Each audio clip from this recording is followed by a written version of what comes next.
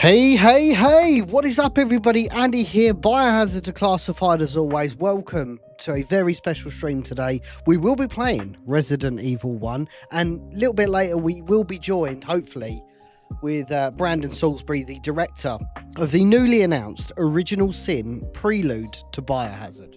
Initially, how is everybody doing? Hope you're all keeping well.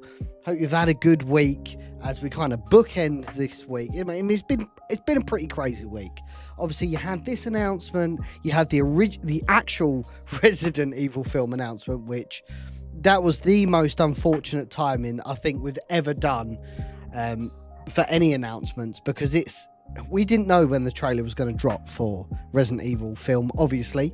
That's not news that we'd ever be privy to, and we always had it in our mind that the end of April is when we're going to be dropping it. So I think like the day before, we had advance notice that the trailer would be dropping the following day, and there was a conversation internally, do we kind of cap it off and say, do you know what, let's not run this right now, let's run it next week. Oops, I accidentally turned on my PS5, you might hear it. But yeah, I suppose in a way, I was a big proponent of delaying it until next week, but I think it was Brandon actually who said, no, like let's push forward. Like, there's no reason why we shouldn't push forward on this announcement just because there's an official Resident Evil film coming out. Sorry, gang, let me just sort this out quickly. I've accidentally turned my PS5 on. We will be, as I said, we will be playing Resident Evil 1 as a bit of a, it's kind of related to what we're doing. So, yeah, I'm looking forward to playing RE1 as I always am. But yeah, where was I at? So yes, Brandon actually did say, yes, absolutely, let's push forward with the announcement. And I actually got a little bit motivated by that. I was like, okay, if you want to push forward, let's push forward with it. And I'm happy we did, because it doesn't look like I'm going to say actual RE1 film. You guys know what I mean. We're creating a fan film, not for profit, not commercial, etc. The actual Resident Evil film by Zach Kreger, which has got a fucking bajillion dollars behind it, which obviously we don't have, doesn't seem to be very related to the Resident Evil we know and love. I think it's going to be an exceptional horror film, and it will be really, really good, but I don't think it's going to be Resident Evil that we know and love, unfortunately. And actually, if you read the script was leaked about a year ago now. I'm sure there'll be some revisions since then, but the meat and potatoes of that script is out there. Like that still will be. They won't have massive storyline and character changes in later revisions of the script, or at least I can't see that. And to be honest, of the footage that we have seen, it does line up with the script that we all saw. So yeah, I mean, from my point of view, we just push on with our own thing. We just stay out of the way and we have a bit of fun with our project, which again, I'm super looking forward to. Hey, Big Willie style, how's it going? Mark, appreciate you dropping by.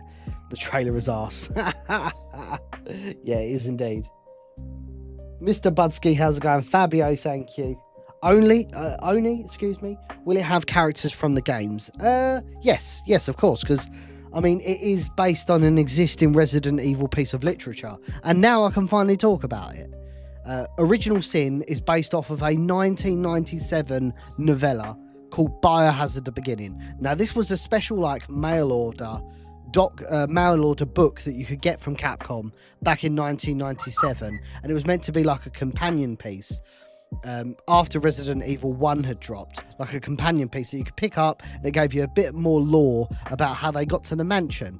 I'm shocked that no one else has, there's been YouTube videos that have covered it, but I'm shocked there's been no official adaptation of it, because I mean, it's a match made in heaven. It's got the S.T.A.R.S team, it's got Chris, it's got Jill, it's got zombies in it, it's got dogs in it. It's really, really special, and we won't be doing a very literal adaptation of it. It won't be word for word.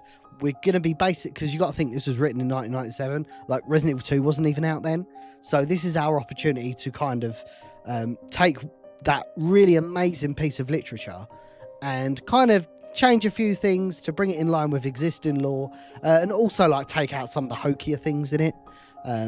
But yes, I highly implore you go check it out. You can literally read it for free online. If you go on Resident Evil Wiki, oh, he's in the chat as it goes. I've just seen his comment here. If you go on Resident Evil Wiki and just type Resident Evil the book, or just type Resident Evil the book on Google, and that's the first link. It's got a direct translation, English translation on the site. So recommend you check it. Definitely check that out to give you a flavour for what's to expect with Biohazard at the beginning. But this will be, man, I'm looking forward to talking to you guys about it.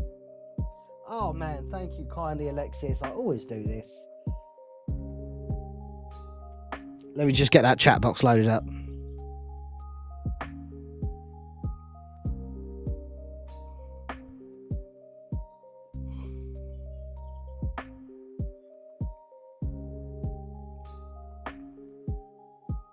There we go. Right, yeah. So when people start talking in the chat, it'll actually start populating. I'm playing the original, and actually we will get that loaded up. There we go. We'll get that loaded up and in place. Let me turn the music off. Lovely jubbly. Look at that. Easy enough. You can play Resident Evil 1 on PS5. Lovely jubbly. This looks totally weird though. Zombie Apocalypse with the 11 knock super chat. What is knock? Is that?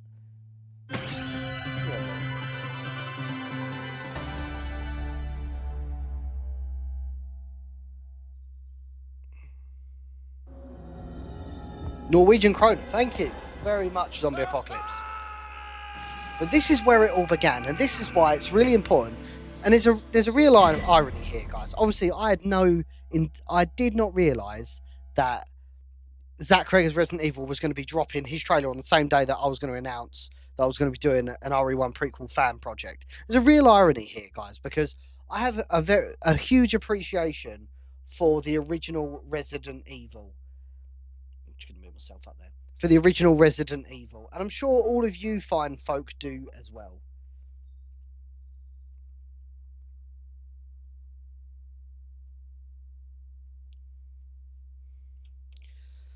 And I don't know, I just feel like they try and find ways of, and again, it's a little bit different in scale.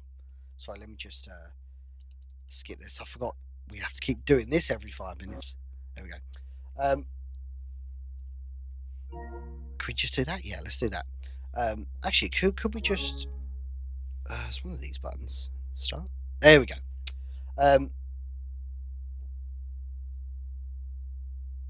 Yeah, we're going to choose Jill. We're going to be playing the arranged mode, though. It's my favourite way of playing it. Yeah, it's been like a really interesting journey online. I mentioned this the other day on Twitter. Like, everyone's having a meltdown on, like, do they want a really authentic adaptations, or do they want a brand new Resident Evil experience? We still haven't had an authentic adaptation. I literally had people telling me that they tried an authentic adaptation and fans weren't happy. No, they didn't. Welcome to Raccoon City is not authentic. It mixed 3 Resident Evil films into one Resident Evil, and all the characters were just completely mischaracterized. All the plot points were just not as you would expect Resident Evil to be. So no, I'm sorry, I disagree. That is intellectually disingenuous to say that.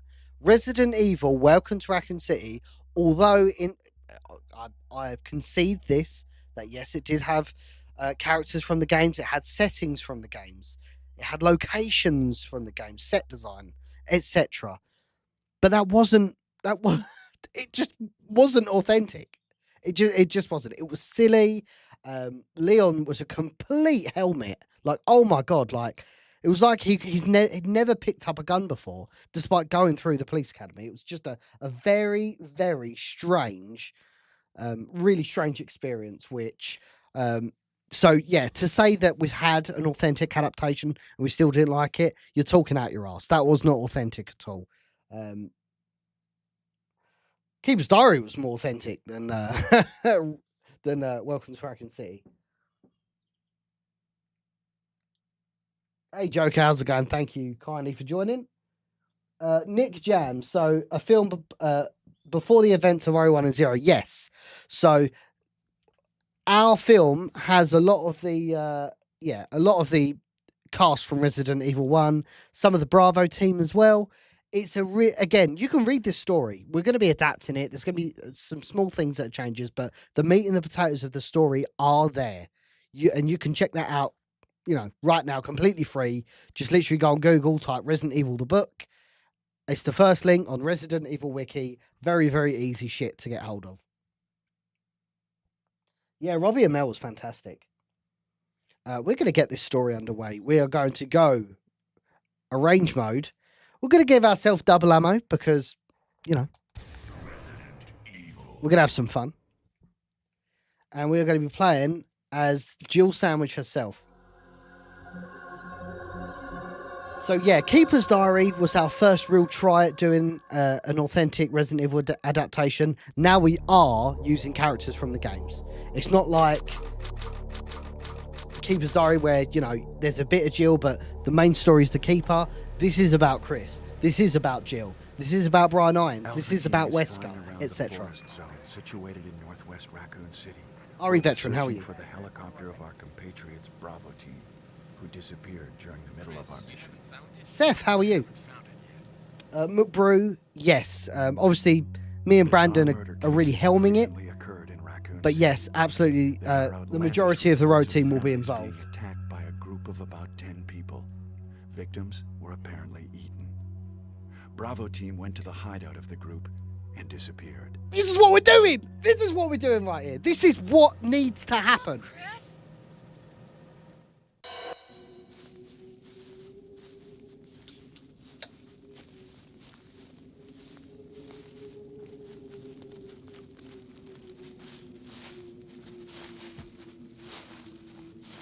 It was Bravo team's helicopter. Nobody was in it. This is the PS5 version. Most of the equipment was still there. That's why it's still in black and white, unfortunately. We soon discovered why.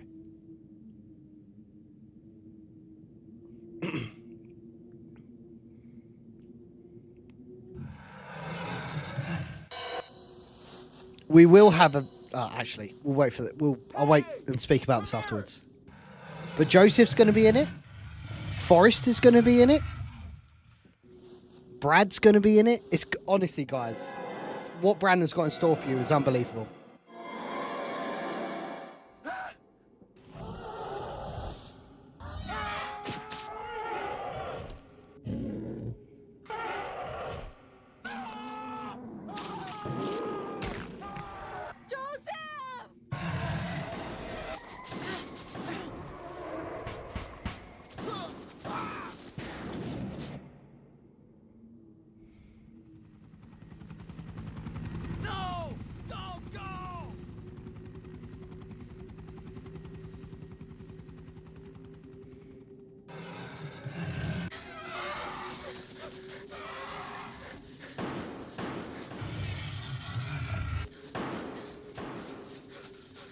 Run for that house!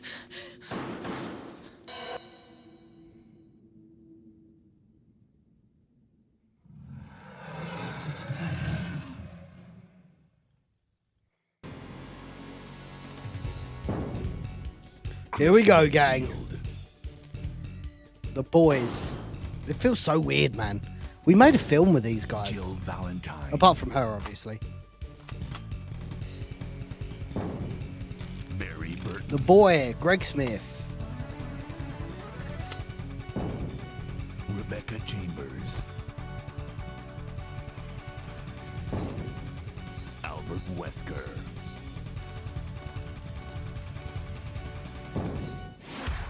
Resident Evil. Here we go. Original Sin. Prelude to Biohazard. Still kind of deciding if we want to have a title call again. Thinking a bit, maybe we'll have just Original Sin.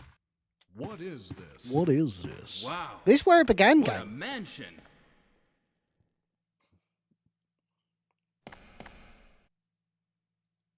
Captain Wesker, where's Chris? Stop it! Don't open that door! But Chris is... What is it? Maybe it's Chris. Now, Jill, can you go? I'm going with you. Chris is our old partner, you know. Okay, let me handle this.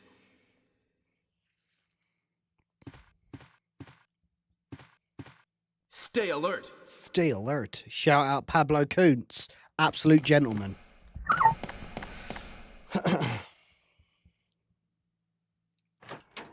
So, yes.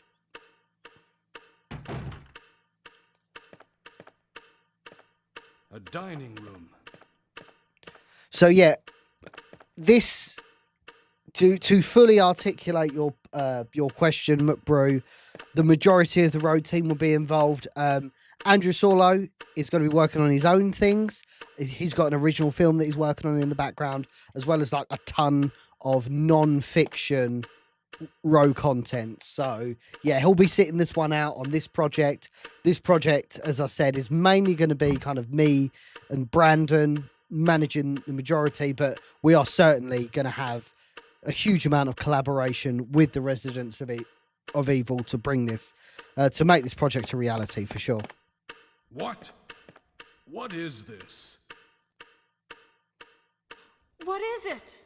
Blood. Jill, see if you can find any other clues. I'll be examining this. Hope this is not Chris's blood. Man, PS1 Differin's crazy. Blood.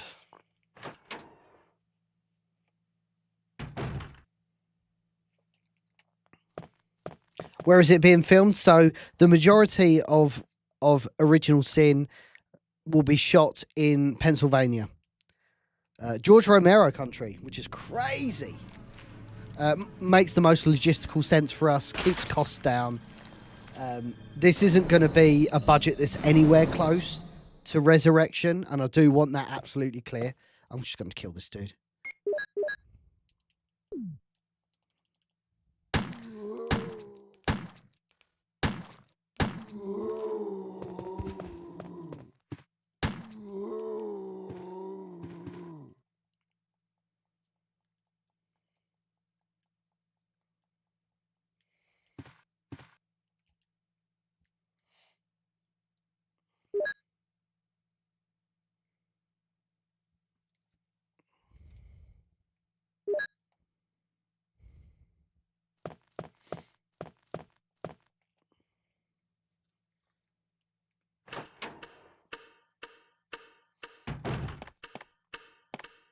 Barry?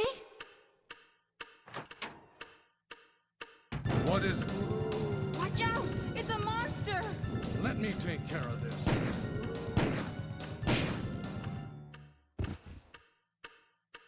There was a comment about Capcom. Hang on. What is it? Kenneth was killed too. Maybe by this creature. Anyway, let's report this to Wesker. So, Mr. Budsky, to answer your question in full, obviously we was reached out to by Capcom Legal when we did The Keeper's Diary, and we went back to him with a very, very kind of frank statement. We already have a very extensive disclaimer in the description of the crowdfunding campaign and all literature that's going to be sent with the campaign. I did it with the announcement press release. And I must make it clear to everybody, we aren't Capcom, we don't own the license, everything we're doing is fan content. The only variable that we're doing that's on a slightly larger scale is we're asking people to crowdfund with us to bring the project to reality. So that must not be undermined, that yes, we don't own the copyright to this. We're not seeking to make any money from the project. We're not selling Blu-rays for profit. Everything that we've raised from a crowdfunding point of view will be funneled back into production costs and expenses. And I've even said to Capcom when we did The Keeper's Diary, happy to share that with them as well. We're open, we're transparent, we're good faith, and that's the way projects like that have to be. It's me too. Now it's Wesker's time to disappear. I don't know what's going on. Well, it can't be helped. Let's search for him separately. I'll check the dining room again. Okay, I'll try the door on the opposite side. This mansion is gigantic. We could get into trouble if we get lost. We should start from the first floor, okay? And Jill, here's a lockpick. It might be handy if you, the master of unlocking, take it with you. Thanks. Maybe I'll need it.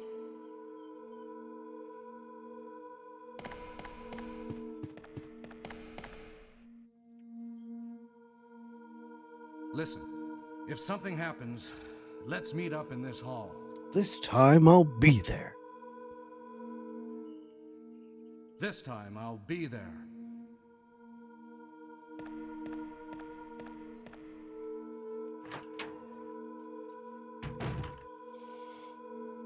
Hey, how's it going, Johnny? Thank you for tuning in. Hope you're keeping well. Welcome to the stream. Cascade, how are you?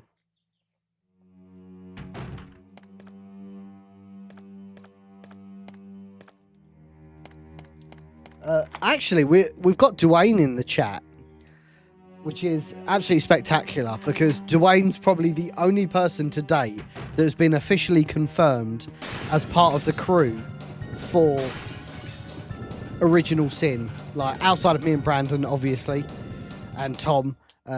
Dwayne is the only one that's been officially confirmed. So initially, Dwayne, how do you feel about once again being contracted in to do another Resident Evil fan film, and specifically an RE1 prequel? What are some of the sounds you hope to bring? I know it's obviously going to be heavily Brandon driven and driven by production, but what are you hoping to bring to your role and ultimately the production with the unique opportunity that you've got here right now?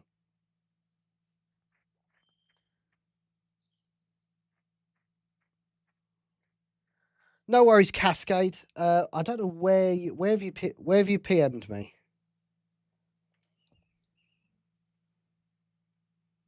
Okay.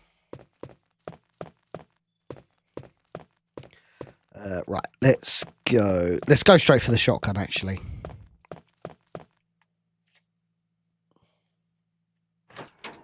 Thank you.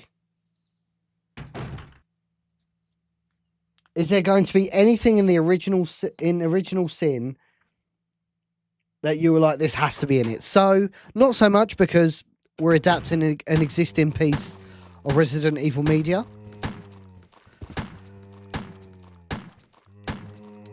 I will say that we are planning on some very interesting crowdfund stretch goals, which I think you guys are really going to be interested in when we drop them.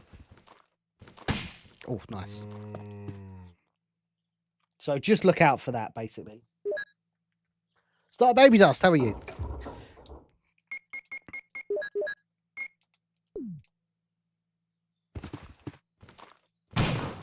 Nice.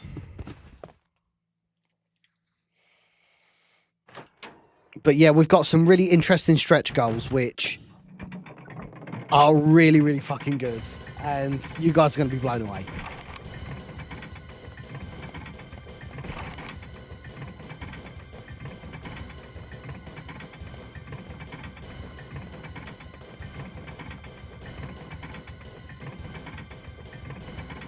Hey, what's going on? Yeah, Brandon's currently moving house right now, so Jill? I said, listen, I'm streaming for like 4 hours, so jump in absolutely when you want, and we'll shoot the shit. The door won't open. Quick! So yeah, I'm hoping at some point during the night, Brandon will be part of this stream. This way.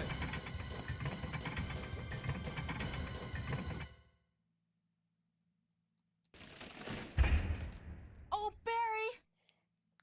That Yes, was Resident too Evil Wiki. close. You were almost a Jill sandwich. Obviously, you You're have right. been. Barry, Actually, have I thanks for shared saving my the life. script with you anyway? But Barry, Didn't you say you're going back to the dining room I to do swear some I shared it with research? you. Why on earth are you here? I just had something I wanted to check. Now, let's get back to searching for the lost You did. captain Cool. and Chris, shall we? Yeah, let us know what your thoughts are on it. It comes in Thank at, you, it's Barry. coming in at around Yeah, 90 yeah. pages. Now, we have like what it's kind of modular how we're approaching Original Sin. We have this kind of the core Original Sin story. And our stretch goals are basically we can achieve this for X amount, but here's some stretch goals that will enhance the quality of that main film. Certain things that we can really like enhance because we can like obviously the additional funds we can put. Obviously, it's hard not to kind of give it away, but all I'll say is that there's stretch goals that will enhance the actual film. We've got short films as stretch goals. We've got these. We're going to have another screening. We're kind of deciding where we want to do that. It won't be in Vegas because we really want to focus everything around Pennsylvania. I think Pennsylvania is so important, not just to survival horror, but for zombies. And I think that's Pennsylvania is zombie country, obviously with George Romero. So I'd really like that to be the hub of what we're doing with this production. So in that regard, the last, as I was saying, like the last kind of stretch goals, or the first stretch goals kind of enhance the Original Sin experience. And there's some really juicy stretch goals that obviously require a lot more funding, but you guys are really, really going to like it. Hey, Badams, thank you.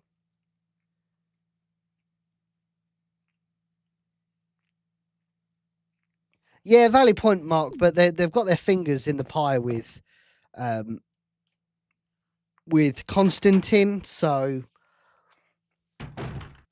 I just don't think we're ever going to be at that level. And to be honest, don't really want to be, because I don't think Capcom really care unless they're getting just, hand over fist. They don't really care how the films do, unfortunately. So I'm quite happy doing my own thing. I don't need to report to anyone. Don't need to report to any executives that don't understand what Resident Evil is, etc., etc. We're just happy kind of carving our own path and giving fans a treat of what we believe to be Resident Evil. And I like to think between me, Brandon, obviously Residents of Evil being the largest English-speaking Resident Evil page on the fucking planet, I'd like to think we've got a good handle on what we believe Resident Evil to be. And we are going to articulate that in our new film, Original Sin, Prelude to Biohazard.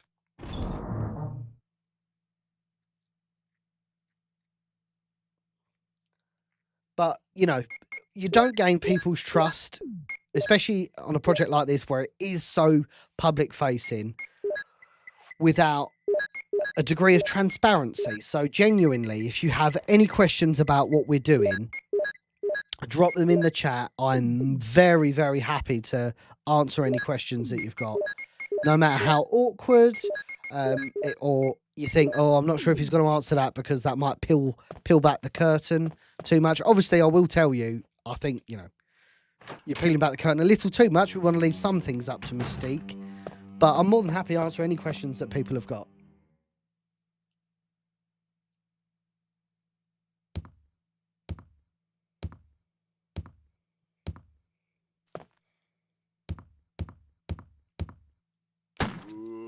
Ooh.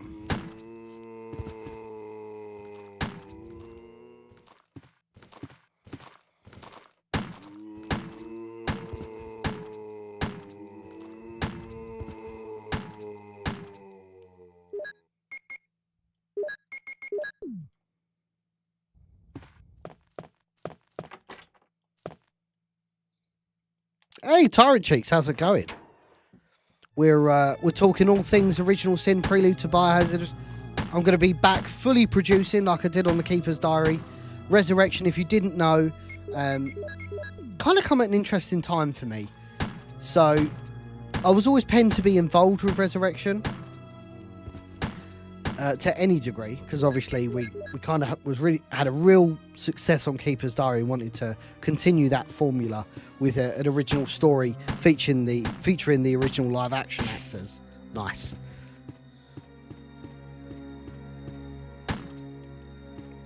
And you know, I just had my first child then, and the timings didn't work out, but I still wanted to have input in the project, so I still run the crowdfund campaign and all that sort of fun stuff, which I'm, you know, very grateful for, of course. Oh, Matt RPD with a big boy raid. Oh my word, sneaky boy. Thank you very much, Matt RPD, fellow member at the Biohazard of Declassified on YouTube. Man, he has been putting in a shift recently, smashing us up some high quality videos. It's very appreciated, and we want to keep the wheels turning. You know, as much as I'm kind of doing my thing with kind of fictional productions, you know, Matt's really done a good job of keeping the wheels turning for news and the more non-fiction side of it. So that's certainly appreciated. Thank you so much, everybody who's tuning in for Matt Stream. If you don't know who I am, Andy here from Biohazard Declassified, dedicated survival horror and Resident Evil content creator. Today's topic is a big one because as much as you guys know that Zach Cregger's Resident Evil got announced last week, and in the most unfortunate timing ever, our Resident Evil film, our fan film, also got announced at the same time. Hilarious. We're going to be adapting Biohazard The Beginning, which is a 1997 novella from Capcom. It's an official piece of lore. It kind of fills the gap between what the S.T.A.R.S member were doing just before the mansion incident. It's a really interesting story. Jill, and we've got the right director in the place for it. So if you've got any questions about it, if you don't know anything about the project, all the cards are on the table, gang. I'm more than happy. Explore anything with Maybe you it's guys. better to secure our escape route first. There must be a back door somewhere. Thank you, Matt. Appreciate you, brother. Let's try to find it first, shall we? Okay, let's separate again. Just a moment. I found something. What is it? I understand that you had a nice marathon today. It's Obviously, really old school powerful, RE fan like me. especially Love that. Against living things. Better take it with you. But how about you, Barry? I have this. Thank you. I'll take this then. So, Will on YouTube has got an absolutely fantastic question, and we'll answer it after Barry fucks off. Sorry, love you, Greg Smith.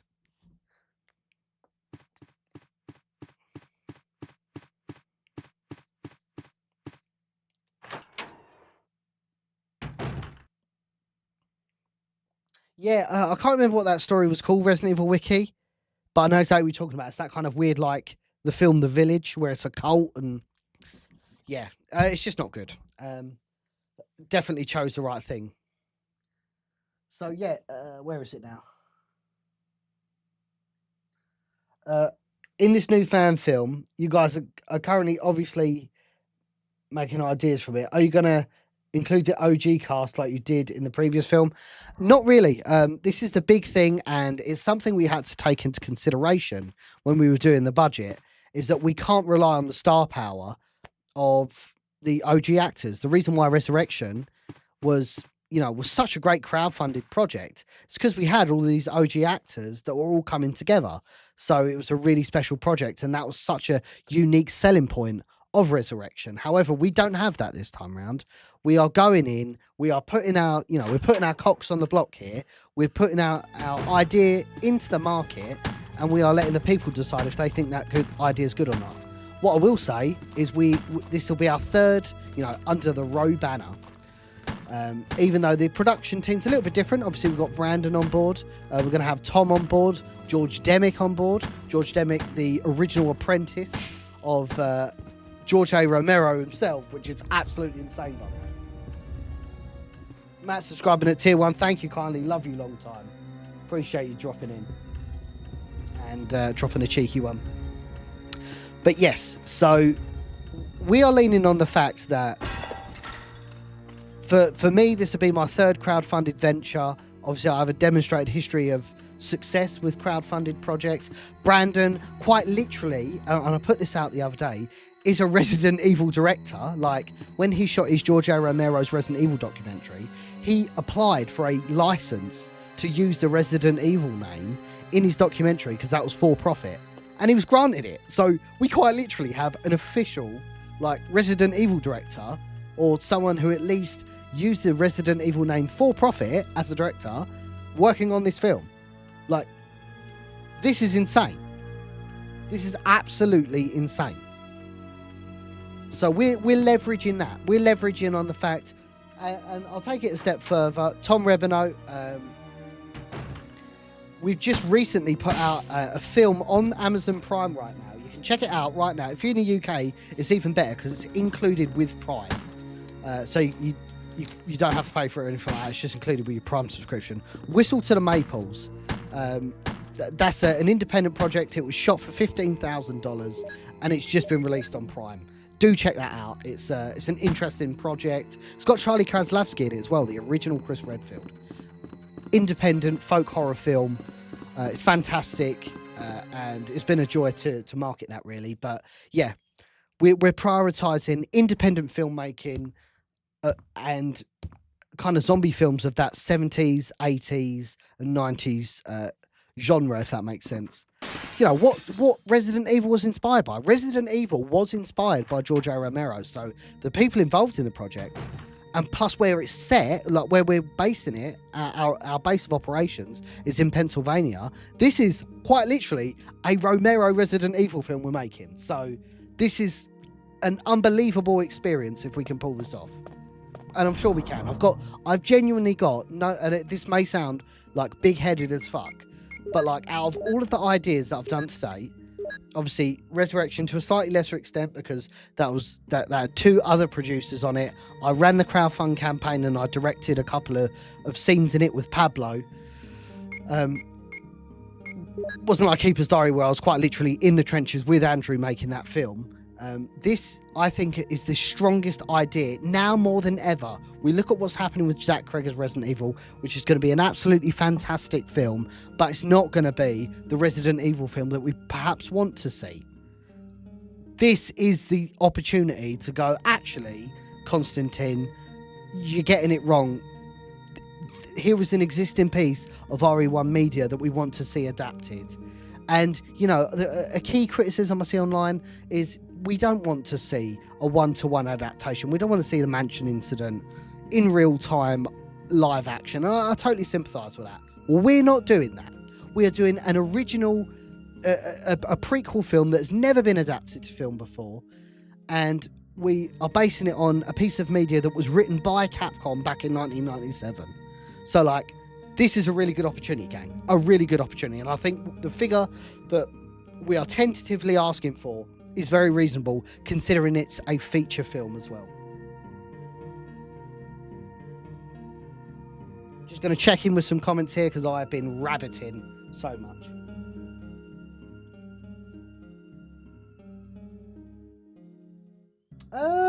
That's the film that Andy Sperling worked on. Obviously I know Andy, but what film are you talking about?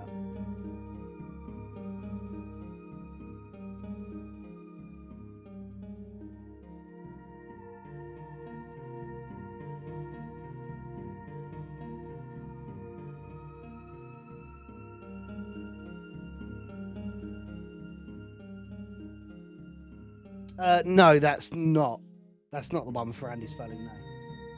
We love Andy Sperling, though.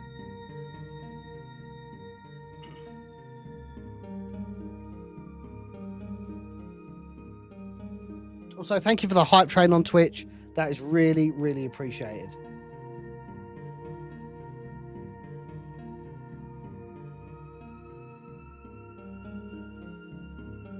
Hey, Joseph, how's it going? I hope it's better than the 1997 prequel book because Chris fights a hunter in the final chapter. The hunter is new to the team. I hope a lot of it keeps the mystery of RE1. Now, that is something that I've had extensive conversations with Brandon. You know, he's on his like 5th or 6th revision of the script. And I will say that has been like quite a point of contention. Like, how do we introduce certain BOWs, but like, the whole point is that the mansion incident was meant to be new to these guys. So I will say that we don't plan on having the hunter as, like, we will be adapting certain things. And I mentioned this earlier, that it won't be a one-to-one of that 1997 novella. We are going to be changing a few things just to make it make sense with the rest of the lore. Because remember, this was written before Resident Evil 2. So you have to take that into consideration. With all the rest of the lore. There's some stuff in it that's kind of silly that we are just like kiboshing. This is going to be a very grounded experience using Biohazard at the beginning as a blueprint. And I know you've heard that saying before, guys. Oh yeah, we're going to add our own spin on it. No, it's not like that at all. Like, obviously the meat and potatoes of the story is Biohazard at the beginning, but we're just trimming some of the stuff that a lot of people have commented on and said that's kind of silly. That doesn't make sense because, you know, hunters, for example, like if there's a hunter in Biohazard at the beginning, like it absolutely kills the mystique of the mansion incident. However, zombies, I think we can get away with doing. And we are changing the hunter out with something very special, which I don't want to give away, but you guys are really going to like it. Yeah, in tone with the original lore, and it's definitely not. It's hard to say this really, but I would say this is more in line with the original Resident Evil 1 rather than the remake. Now, when we did The Keeper's Diary, we wanted to kind of blur the lines between the OG and the remake, because actually The Keeper's Diary is different in both.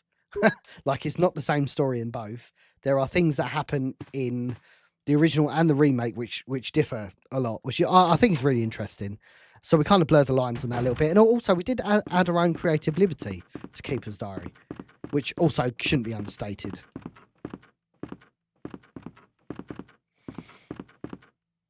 Because that was like the first thing I said was like, we need to find a way of intelligently integrating zombies into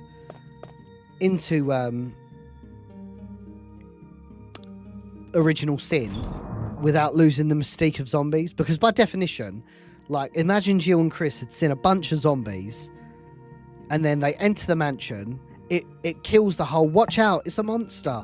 Like, she knows that's a monster because she's already come up with it before, you know. So you've just got to intelligently write it, that's all.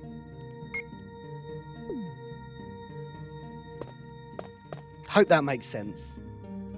Those are the sorts of questions I really like, by the way. Put me in the film, kid. Yeah, we've already said you're going to be the corpse that we brutally run over at the start of the film. You can be our audio person. We'll have you putting zombie noises in. Oh.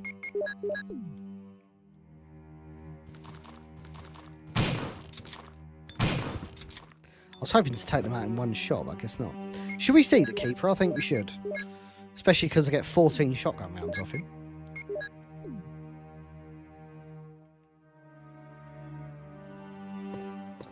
Yeah, by the way, again, McBrew, you can view the book, like, free of charge on Resident Evil Wiki.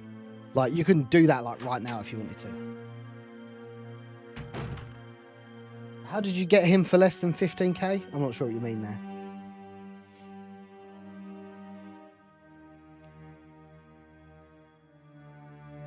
Put me in, I'll do a job. Hey, Mr. Salsbury's entered the chat. Or as JJ says, Brandon Salisbury.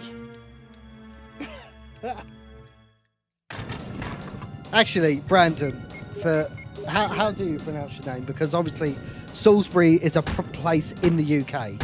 So, oh shit, the Keeper's got me. Charlie Kraslavsky's got me. Get off me, brother. Are you in a position where you can jump in the chat, Brandon of the Dead? Or are you just chilling in the chat and you'll answer people's queries? It's not a problem regardless, just let us know.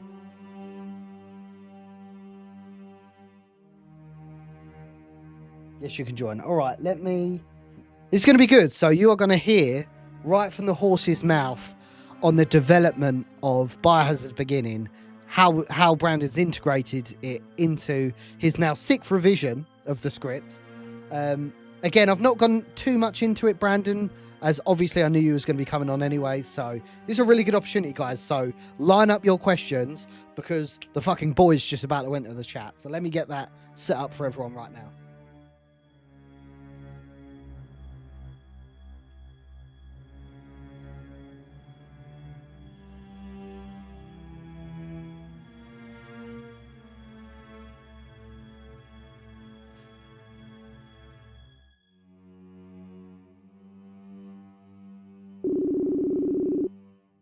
Oh, I've messed up my bloody webcam. Give me a second.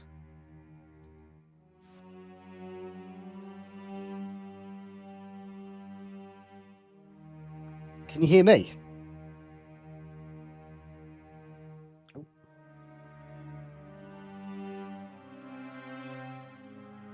The hell?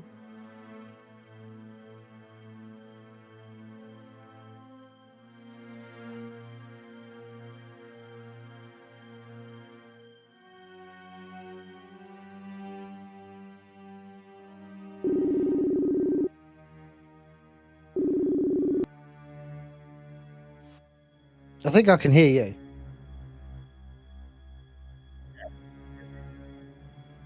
Yeah, but you're really quiet. Have you got headphones on? Yes. Oh, there you go. I can hear you now. Right, let me just fix my... Yes, I do. There we go. Let me just adjust my mic. For everybody in the chat, obviously I'm literally doing this on the go. So if there's any issues with Brandon's audio, just let me know and I'll adjust it on the fly. And fix my fucking camera. Hang on.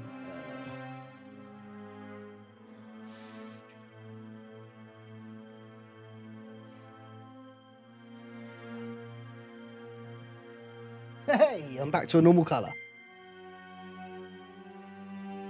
Yeah, basically, the reason why that happened with my camera is basically if you try and start two things, like for example, I'm on Facebook Messenger with Brandon. If they both try and use the camera, it like messes the quality up. So I've got to restart the camera. But we're all good now. So, how are you, Brandon? Let me see something here. Hello. Let me get some. Let me do something here because I'm getting double feedback. It's like messing with me. I'll try and turn this down as well. Turn you up. I think it's from the audio call. If not, we could try Discord if that works better for you. Yeah, let me.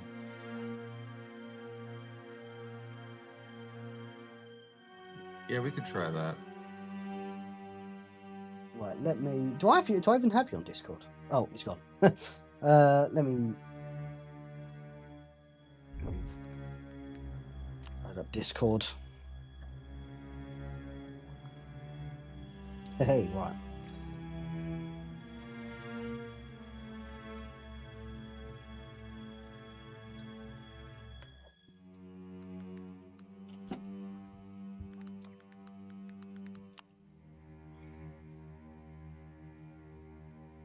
I just realised I don't have this dude on Discord.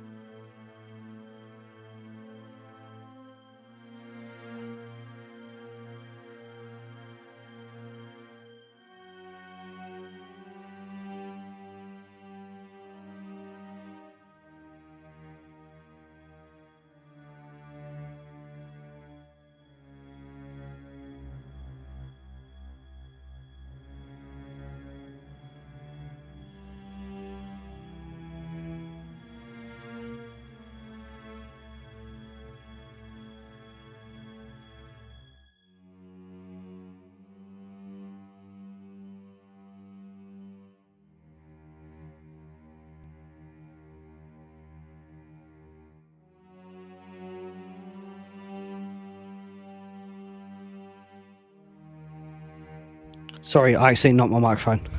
My bad.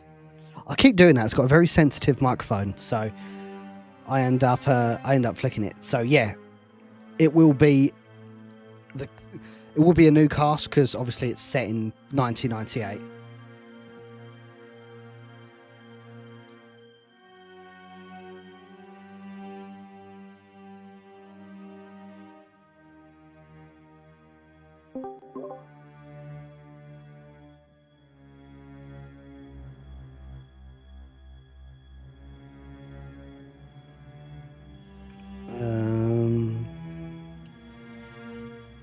Hey, I can see you. Let me Hey. let me just change my webcam here.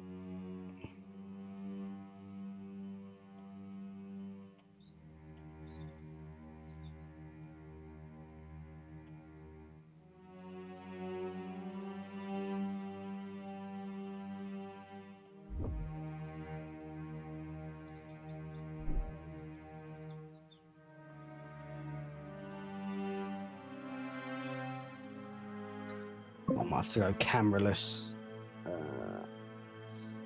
Just because my camera's on my actual feed. Let me deactivate and reactivate. There we go. Right. Let's get Brandon back in. Window capture.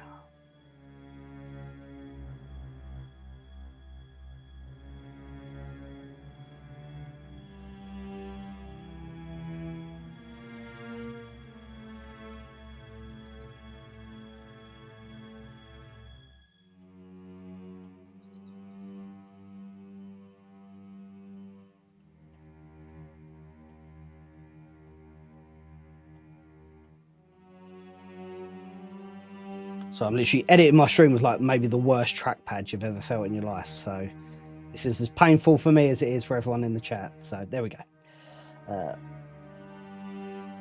Okay, that looks good. That looks good. I'm happy with that. Okay, Brandon, how are you? Pretty good. I just need to figure out how to get it so I don't hear you on Discord as well.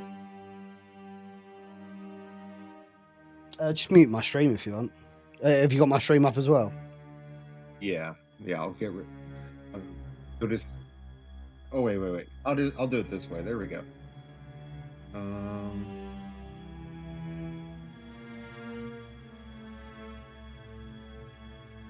All right. Can you hear me? I certainly can. All right, perfect. I just muted your stream, so Cool. a lot easier. So we go. We're here. It feels like this is our first weekend since announcing our all-important secret project. By the way, worst timing ever. But I'm happy we did take your kind of advice on this, really, because as you know, I was more than happy to push it forward a week and be like, you know, let's recuperate, get everything set up, and then go again. But actually, you was like, no, let's still launch it. What was the rationale behind that? To just still launch it. Yeah. I mean, honestly, it was. I know we have like other collaborators, and we have a lot more information coming out and more material that we're going to be showing off to people. But it was just imperative to get that initial announcement out, and instead of just doing everything all at once, like what a typical announcement would be, to just spread load it and just keep it trending and let people slowly find it as it goes. But I did feel that with the reaction to the current Resident Evil movie and sort of the split between fans on what they think of the film, we're in a position to offer something that is more accurate to the lore, and it seems to be something that a large portion of fans displeased with the films actually want to see developed and adapted into a film. Yeah, I agree. It's been like a very bizarre. I mentioned this to you the other day, but it's been such a bizarre journey for Zach Cregger's Resident Evil. Like, I genuinely, we read the script a year ago, as you know, and I was like, yeah, man, this is not a Resident Evil film. But to see like the reaction of people defending it as well, I was like, I'm not saying it's going to be a bad project. It's going to be a fantastic horror film, but just not the Resident Evil that perhaps that we want to see. But to see like everyone like, no, actually, we want an original story that's nothing to do with the games. I think, I don't know, it's a bit intellectually disingenuous, to be honest. I think there's something to be said about the fact that Resident Evil at this point is starting to feel like the same way like the Batman films have been adapted, where you're getting a lot of different takes on it, because there's like 4 different universes for the live action stuff alone, and we still haven't gotten anything that was actually accurate to the video game yet. Whereas I believe when you look at the Batman films, you have like Tim Burton's Batman knocked it out of the park back in '89, that people are still like very much open to whatever's going on in that universe with Batman. So if someone wants to do something very bizarre, like you get Batman and Robin or Batman Forever, where they didn't quite live up to certain standards, you know, there's still fans who like those projects, but we still don't have something that feels like the video game that we love. So I think that's where a lot of the animosity comes in. If there was one film where fans just felt like, oh, okay, this definitely represents the video game, the lore, the characters that I love, then I think people would be a lot more open to all these different takes. Yeah, no, I'm in full agreement with that. I mean, there was specific comments around Welcome to Raccoon City. I mentioned this just before you come on, where there was literally people saying, well, you know, you guys had an authentic Resident Evil adaptation and you still didn't like it. And I think, well, no, we didn't. I don't know where you're getting that information from, but Welcome to Raccoon City was not an authentic Resident Evil adaptation. Didn't even know what it wanted to be. I think the director was too obsessed with trying to make a John Carpenter film. I actually laughed pretty hard because he did say his big inspiration was to try and do like an early John Carpenter film. And the credits, all the credits for the film, the font is the exact same font that John Carpenter uses in most of his films. It's like Albertus, I think it's called. Right. So like for me, like it's instantly recognizable. It's like, oh, that's John Carpenter's font. So I don't know. Yeah, I wasn't very much a fan of Welcome to Raccoon City. I did like the first 30 minutes. Not necessarily the very first scene, but when it was just that opening setup of all the characters getting to where they needed to be at the start of the game. I liked a lot of the early scenes, like Chris and Claire talking inside of Chris's house. I really like that. I like the scene in the S.T.A.R.S room. You know, I like those kind of early scenes where you just get to see the pieces that are slowly getting put into place. But then once the full story really gets going, it just doesn't feel like there's much budget behind it. I do sympathise as well, and this is why I like doing projects like Original Sin, because Biohazard at the beginning, much like Keeper's Diary, has never had like a live action adaptation. There's really no expectation of where to take the story. It's always going to be challenging doing an RE1, like say if they was going to do a 1-to-1 RE1, you still want to keep that mystique of Wesker being evil. So what I'm trying to get at is when Johannes Roberts was trying to write a smart screenplay for these characters, he wanted to like Wesker, for example, having this like, oh, is it all worth fighting for vibe. It's just not Wesker. Wesker is like fucking Hitler, like reincarnated, like he's a terrible person. And like Jill being like infatuated with Wesker, and just Leon like apparently going through an entire police academy and not knowing how to hold a firearm was kind of bizarre. Just making him very, very, very, very stupid. I've said this before in stream, like, yes, Leon in Resident Evil 2 is naive, but like he is an out and out like police officer. Like, So a few things that I did like about the film was, and these aren't so much like, oh wow, I wish this was canon. I'm just saying from the point of view of like watching the film and seeing like some of the changes they did, and I was like, okay, this is kind of a interesting take on it. I didn't necessarily like the fact that Jill and Wesker were dating per se, but I did like the fact that Wesker had feelings for Jill. Only because to me, when I seen that, I'm like, okay, well, that instantly makes sense. Like, why Wesker is so obsessed and would then go to lengths to like brainwash her in Resident Evil 5 to control her. Because yeah, actually, yeah, that's a here fucking brilliant he point. sees, if you think about it, like, there's this three-way triangle going on where they try and make it set up where like Chris kind of has feelings for Jill, but Jill's with Wesker, and then by the end of the movie, they sort of more or less imply like, oh well, Wesker's out of the picture now, so now it can be Jill and Chris. And when he starts seeing, if there were sequels, they would see like, oh, Wesker gets pissed off that Jill is sided with Chris, and now he's gonna be like, well, I'm gonna brainwash her. She's gonna learn to side with me. So I think that was kind of neat. But I like that. I thought Irons was a lot more interesting, even though they really cut away a lot of the core elements of his character. I thought, like, I forget the actor's name, but I'm a big fan of his work. But I was like, okay, well, they did an interesting take on it, and he's still a scummy human being. I love the scene where he's talking to his wife, and, like, at the same time that he's loading up what I presume is all the money that he's been paid by Umbrella and just getting out of town. And I just thought that whole scene where he's trying to get out, he thinks, you know, he's a somebody, because it's like, hey, let me through, this is who I am. And then they're like firing on everybody. And then he realizes, like, yeah, he's just as expendable as everyone else. I liked that scene. That was pretty good.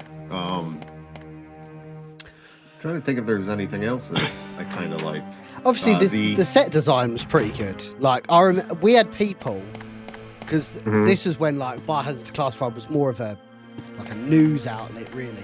I had people in Sudbury who were sending me photographs of the sets before, like, obviously as they were filming it, and I was like, man, they're actually putting a lot of effort into this, which I'm really happy about. The other thing I really liked was I found the mutation for William Birkin to be pretty good. Like that initial, like, it was really disgusting, like this like it popping on his chest, and it really felt the way I would imagine the mutations were doing in the original game, as like shit is growing off of him, and I really liked that. Yeah, I actually found I cannot remember the Birkin's actor. Can't remember his name. He was in Yellowstone. He's in it's Neil McDonough. Neil May. Yeah. Really cool guy, an amazing actor. Should have been Wesker. Like, that is a Wesker actor to me. So the fact that he was cast as Birkin was a bit of a... I mean, he made it work because he's fucking professional, but yeah, a couple of just miscastings for that, to be honest. I actually thought the Leon actor could have made it work if he just shaved his facial hair, because a lot of people said he didn't look like Leon. But if you look at that actor, I even joke here, if you look at him in other things, he actually does. He could pass as a Leon. So yeah, that's kind of funny. Yeah, I mean, there was so much that was close in that film, and I was okay to accept based upon what the director's intent was. Like, okay, this idea that both of the games are going to take place at the same time.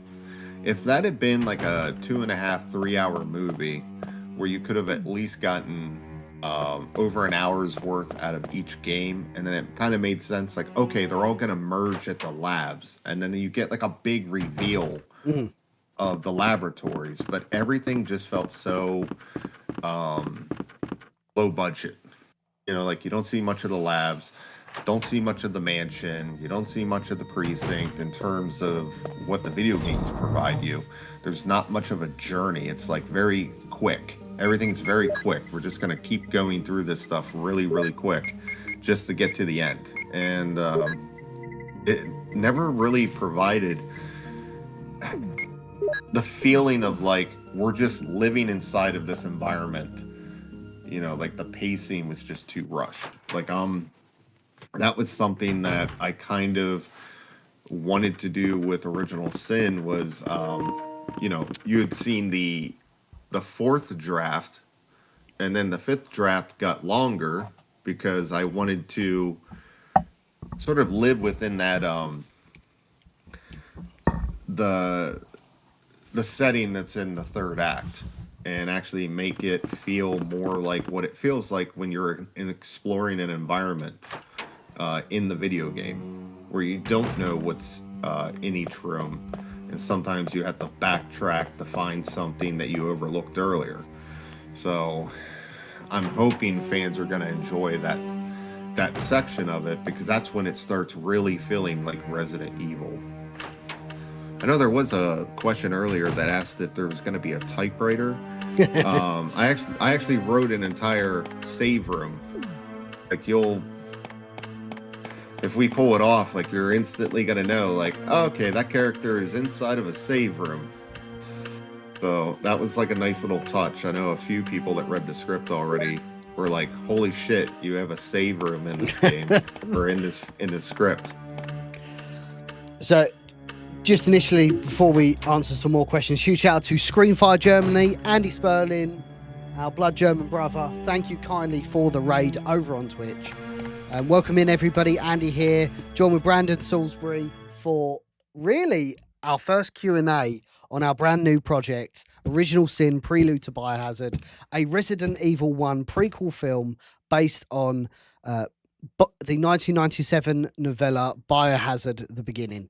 Now, I suppose, Brandon, taking that original Biohazard: The Beginning, what did you feel like? And again, you can peel away as much as you want. You can keep the cards close to your chest as much as you want. What did you feel like? I'll tell you what, let's not include that. I'll tell you what, let's include that, but we'll frame that slightly differently. What were some of the challenges that you were coming up with when you was writing the script for Original Sin?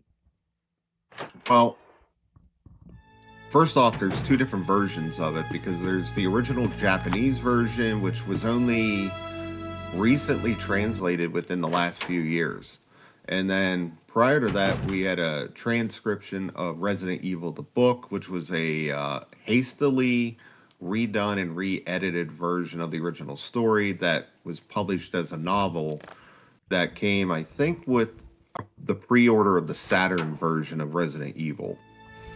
So it was very limited. And for years, I questioned about it, because one of the pieces of artwork within Biohazard: The Beginning was of a hunter. And I'm like, but there's no hunter in the story. And then it turned out they cut it out of the American release of the story. So I'm not saying there is or isn't a hunter in the script. All I'm saying is that I noticed that years ago that there must have been some sort of translation error, or that what was out there was not accurate. So the original Japanese version is a lot more wild than what we got back in '97. It has a lot more monsters from the games. There's a lot more plot to it. There's like some little small things that set up the idea of like Barry being manipulated. But it's still more or less the same story. When I took a look at it, the first thing I wanted to do was fix all the lore inaccuracies, because they have it that when they go to rescue Bravo team, Richard and Rebecca are part of Alpha. And I'm like, well, that ain't gonna work. You know, like, and obviously around that time there was a lot of, I'm sure, changes to the story, and stuff wasn't really like solidified as like what the final story was. Up till I think the final months of the game, they were still trying to see what they can and can't include in the game itself. So, but the first thing was, okay, I need to fix this stuff and make sure that the lore is correct. So I went back through, researched very heavily, and even spoke with people that have access to information from the original creative team to understand what the sources for some of the characters were, what inspirations were there. Went back through and started rewriting it from scratch. So it's more so that the original story is an inspiration because every scene is redone. It's different dialogue. Some things happen out of order. I've deleted a lot of stuff that I felt didn't make sense. I've added a lot of stuff to make it feel more like Resident Evil. There's not a lot of Easter eggs in terms of seeing like every single side character that's in Raccoon City. So you're not going to see like, they might mention reporters or you might see reports from the news, but that doesn't mean it's going to be Ben, because to me it's like the more you keep stuffing characters from the games, the more it's going to have the same effect as like what they did with Star Wars, where suddenly this humongous galaxy feels like it's a small town because the same characters all keep running into each other, and I didn't want that.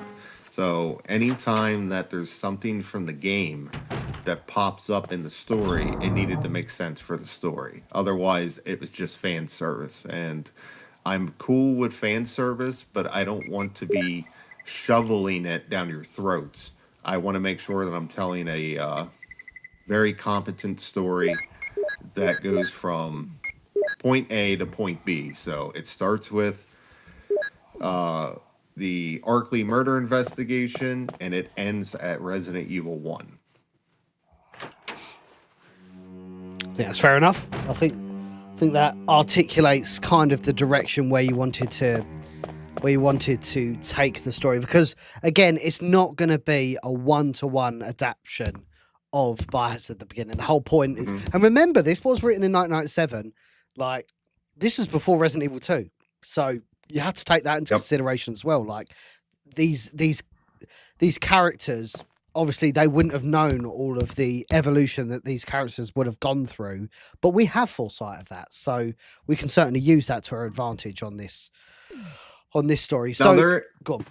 there is a lot of like different things that you'll see in it. So like one thing I can reveal is some of the newspapers that you see in the game, both in the censored American version as well as like the scrapbook articles. You will probably see those in the movie because they're part of telling the story.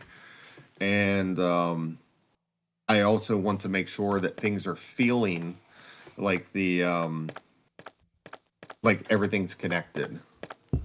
Oh, someone asked some questions. Are we going to see the RPD blocking off the Arklay Mountains? You won't see that actually happening, but you will hear it. So you will see when the order is given to seal off Old Mountain Road. Yeah, so there's quite a few questions I want to touch on here. So let me just go through it quickly. So Mr. Nice Try, a huge supporter of our platform here, and of course the Residents of Evil, actually came out to Vegas as well to watch the premiere. Very kind of you, Mr. Nice Try. He says, "Will the zombies have white eyes? I feel like this little detail would pay homage to the games and add a layer of creepiness to them." So I suppose overarching, what's your design going to be for zombies? So the problem with doing white eyes is there's only two ways to do it. You either do it digitally, which I don't like doing digital effects because it puts a lot of unknowns into post-production and you never know how it's going to turn out. The other option is using contact lenses, which for insurance purposes every single contact lens has to be specifically ordered and tailored to the actor that is wearing them, which gets very pricey.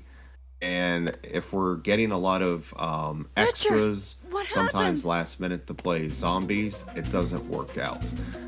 Jill, this house There might be is some dangerous. ways that we can There get are a couple terrible close-ups, demons. but personally, Ouch. I'm a big fan You're of wounded. Kind of George demon attacked Romero you. in Dawn of the It was a Dead. A huge lot of the zombies snake, did not wear and contact also lenses because they're very poisonous. pricey. Poisonous? But there's something uncanny Richard, about the hold idea on. of a rotting There creature is serum. that has regular eyes, Oh, no. like I should have brought some with me. like the soul No is still problem. trapped in there, I'll and there's go and some get it. semblance of life. Thanks. But at the same time, it's this rotting monster that is just shambling around. I have to kind of balance safety and make sure like we're not doing any things that are going to harm people. So there are a couple times where you'll see something that's not entirely accurate to the game, but there's usually a reason behind it. For example, Original Sin is canon to the original 1996 game. It has nothing to do with any personal feelings about the remake.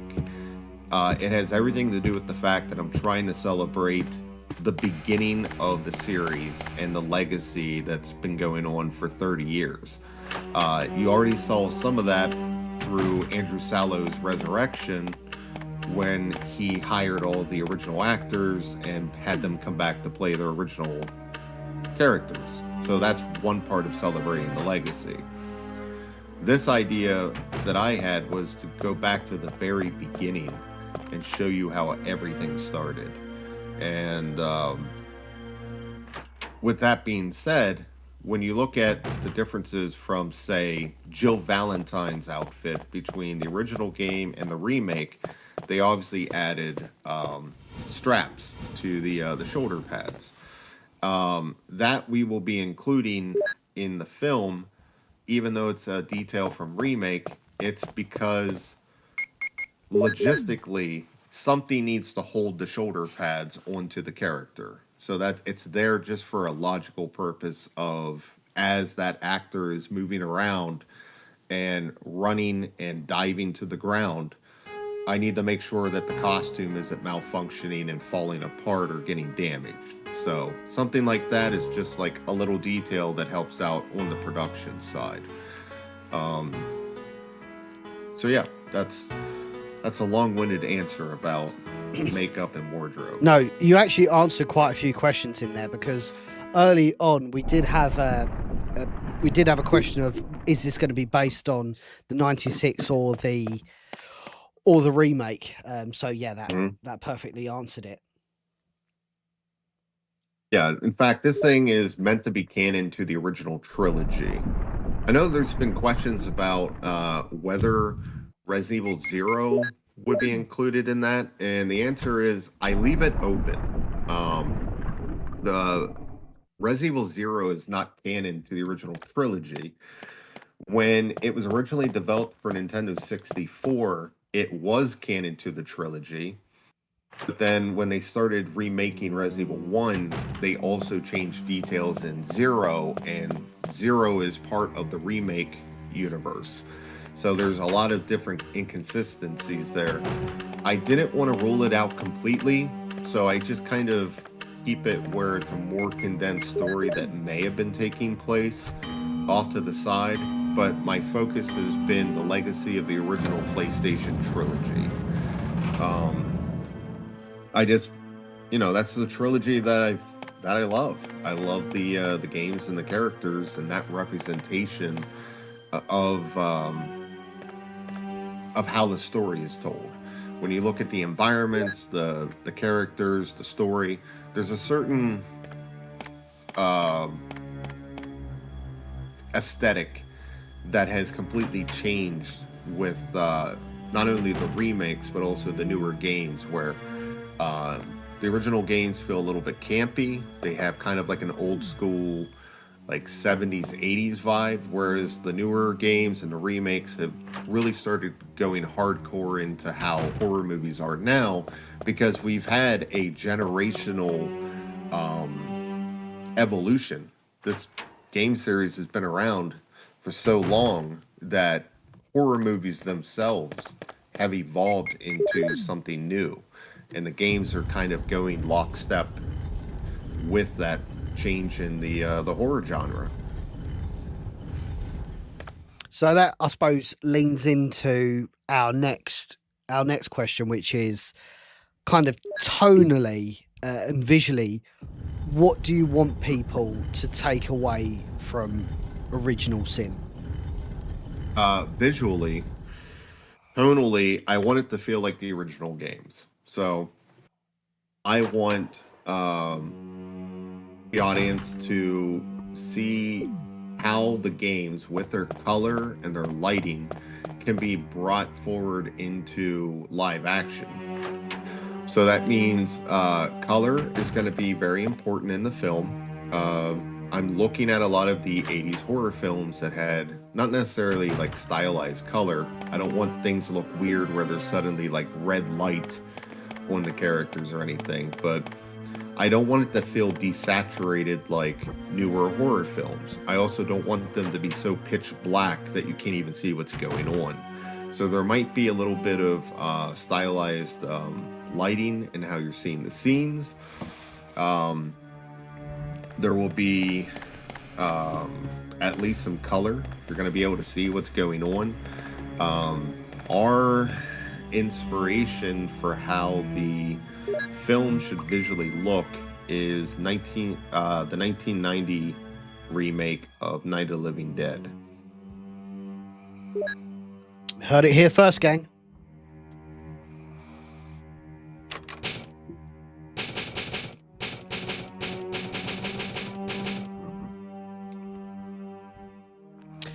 So Aaron had a comment earlier. Let me bring it back up here.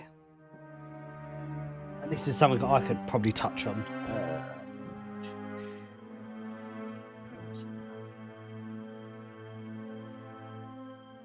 So with the crowdfunding, will there be additional perks like the previous projects for those who can contribute a certain amount towards projects? So yes, we do intend to have a very familiar structure of crowdfunding in terms of what's going to be available. We definitely want to have a Blu-ray of this. Absolutely makes sense. Mm-hmm. Merch items, posters, shirts, etc.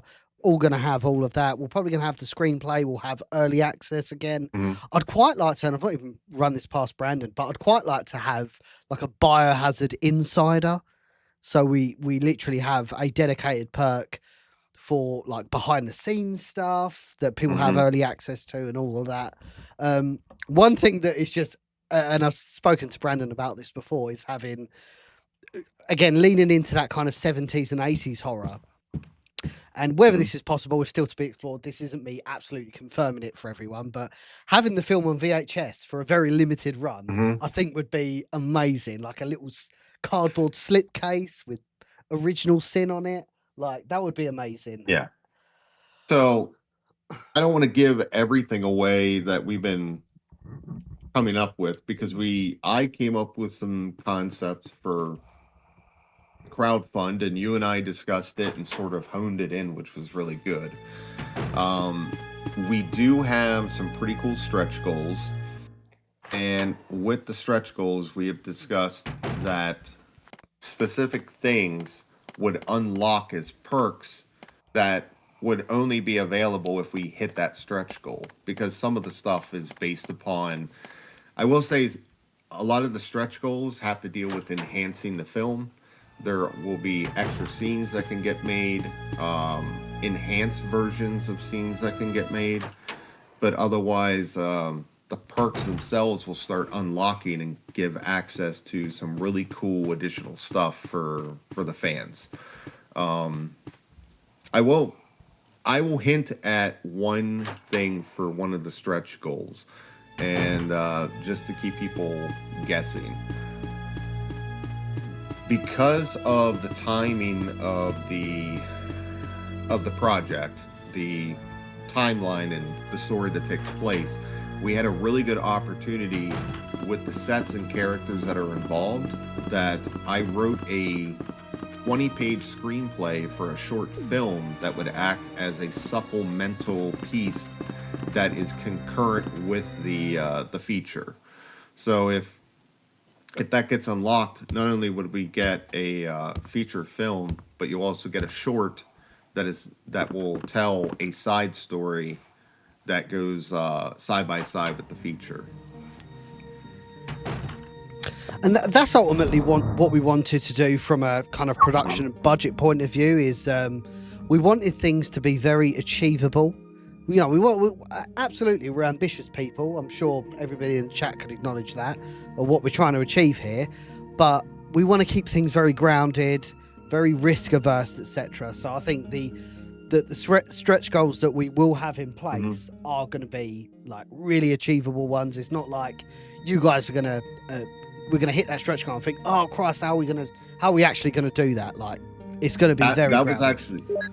That was actually a very important thing that you and I discussed, just about even the short film, because even from the beginning I said I didn't want to do anything that was that would cause way more stress than what it needed to be. So the short film needed to be filmed within, say, 3 days, and it needed to reuse some of the sets or locations that we film at that we can get access to, and it needed to reuse characters that we already had and have very little extra in way of like, oh, here's another character that we'll have to cast, but it'll be like a very quick thing rather than having a completely separate side story. Like, you know, we're not adapting something where it's like, hey, let's go do I don't know, like something from Resident Evil 4, and then suddenly we need to cast all new characters and we have to find all new locations and monsters. It was like, no, let's try and make sure we're reutilizing a lot of the same elements from the feature film, and we can shoot them on the same days and slowly get all the material as we go. You know, everything was trying to be very logical in how we're setting up production.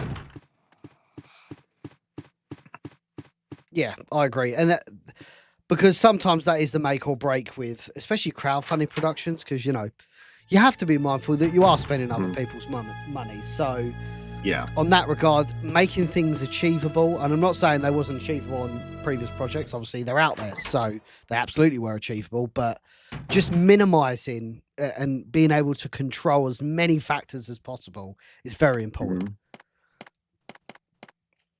Here's the serum. Richard, hold on. Yeah, I agree. I'll give you a shot now. Jill, here's my radio. You should keep it. So we do have, like, it's very tentative because there's still a lot of No, T's and I's we need to cross and dot, but we do have a tentative crowdfund start date of June the 1st.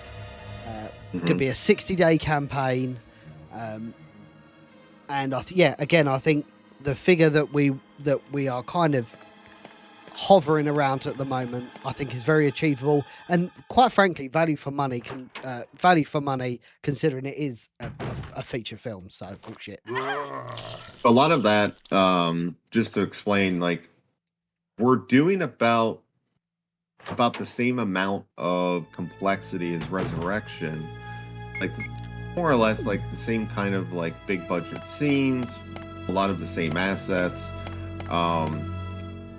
Where the difference is, like, Andrew and his crew, they shot everything in Utah. They did a great job.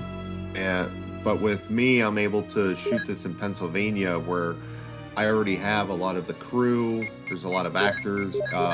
Pennsylvania is a huge film hub because Pittsburgh is a major point for not only education, but also production offices and locations in films.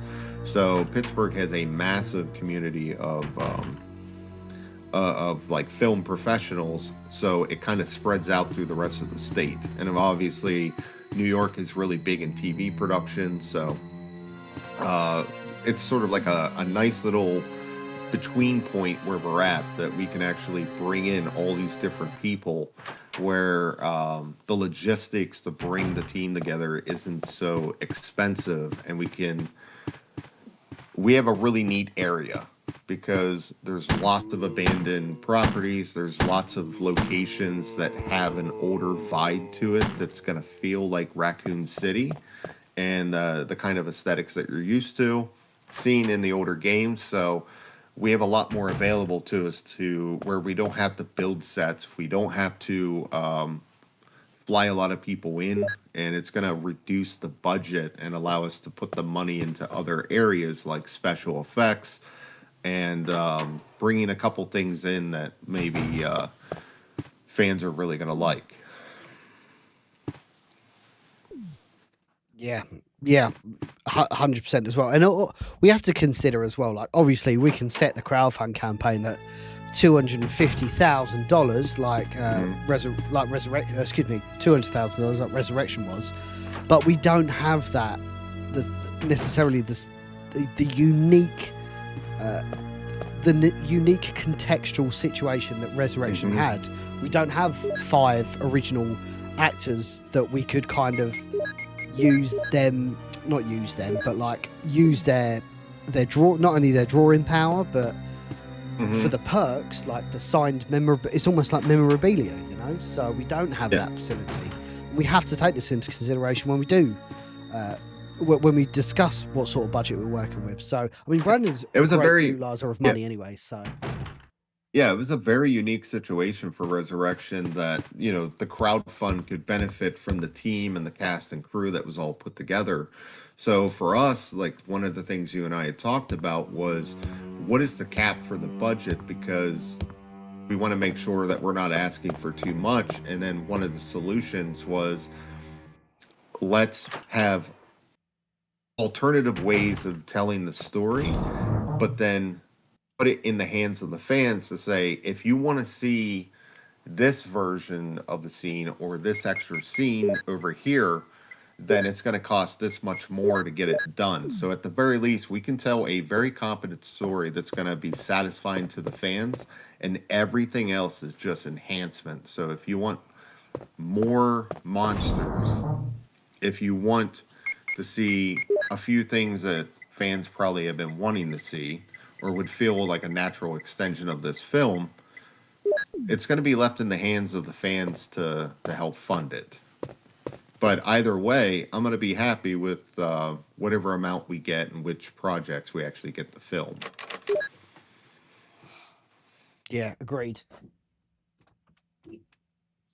It's quite nice and refreshing, like, having the ability, because one thing, and again, like, this is very constructive criticism, I've read it a lot in my comments for Resurrection, is obviously the acting has a ceiling to it, because you got to remember, guys, that as much as that project was really cool, but you are using actors from 30 years ago who weren't really actors.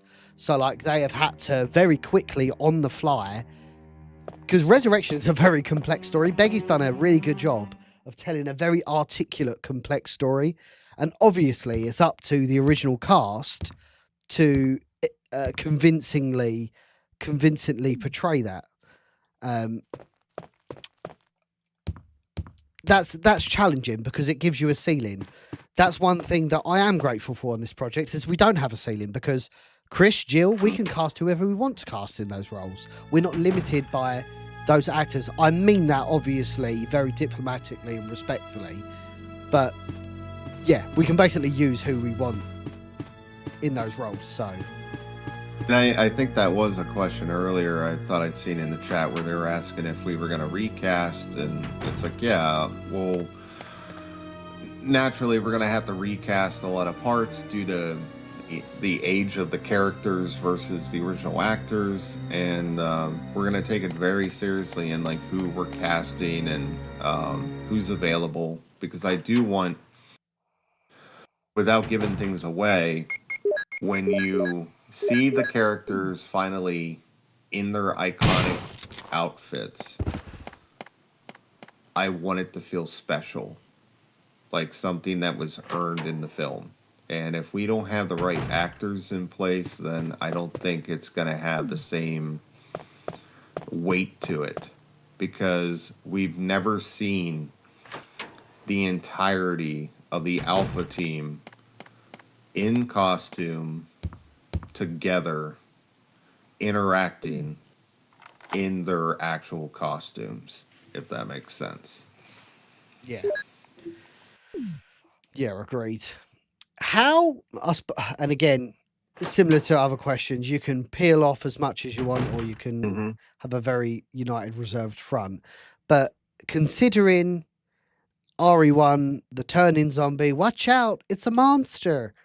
How do you effectively overcome that in a prequel story if that prequel story has zombies?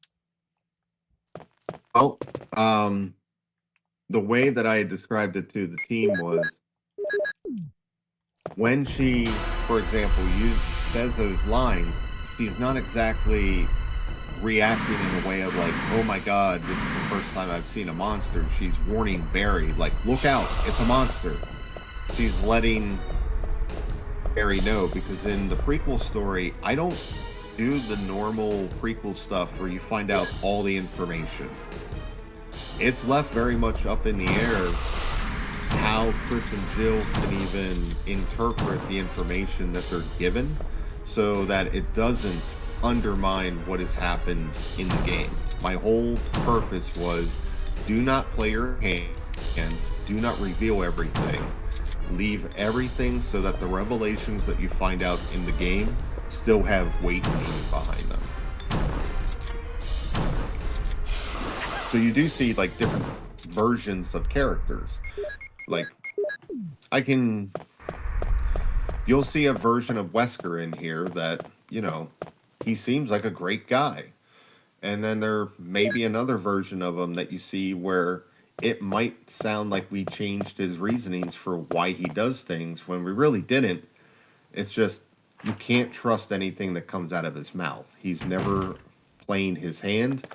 I wrote Wesker to be very much a narcissist that will tell people what they want to hear and manipulate people using every bit of information that he can to push people towards the decisions he wants them to make. So you're going to see different versions of Wesker in the project that we've done, where you know, at one point I really wanted him to feel like he's doing things because he really cares about the people that's under him. And I was like, that'll be really cool, because that kind of explains why everyone followed his lead and like really trusted him no matter like what was going on. Like, none of the characters question why he disappeared in the game. He just reappears and they're like, oh, thank God you're safe. You know, they just assumed like something happened. So I tried to make sure that anything that we do in this will act as a natural extension or possibly explain a little bit deeper some of the motivations why characters do things. I mean, that is a good point, because the whole point of Resident Evil 1 is it's meant to be a shock that Wesker is a bad guy.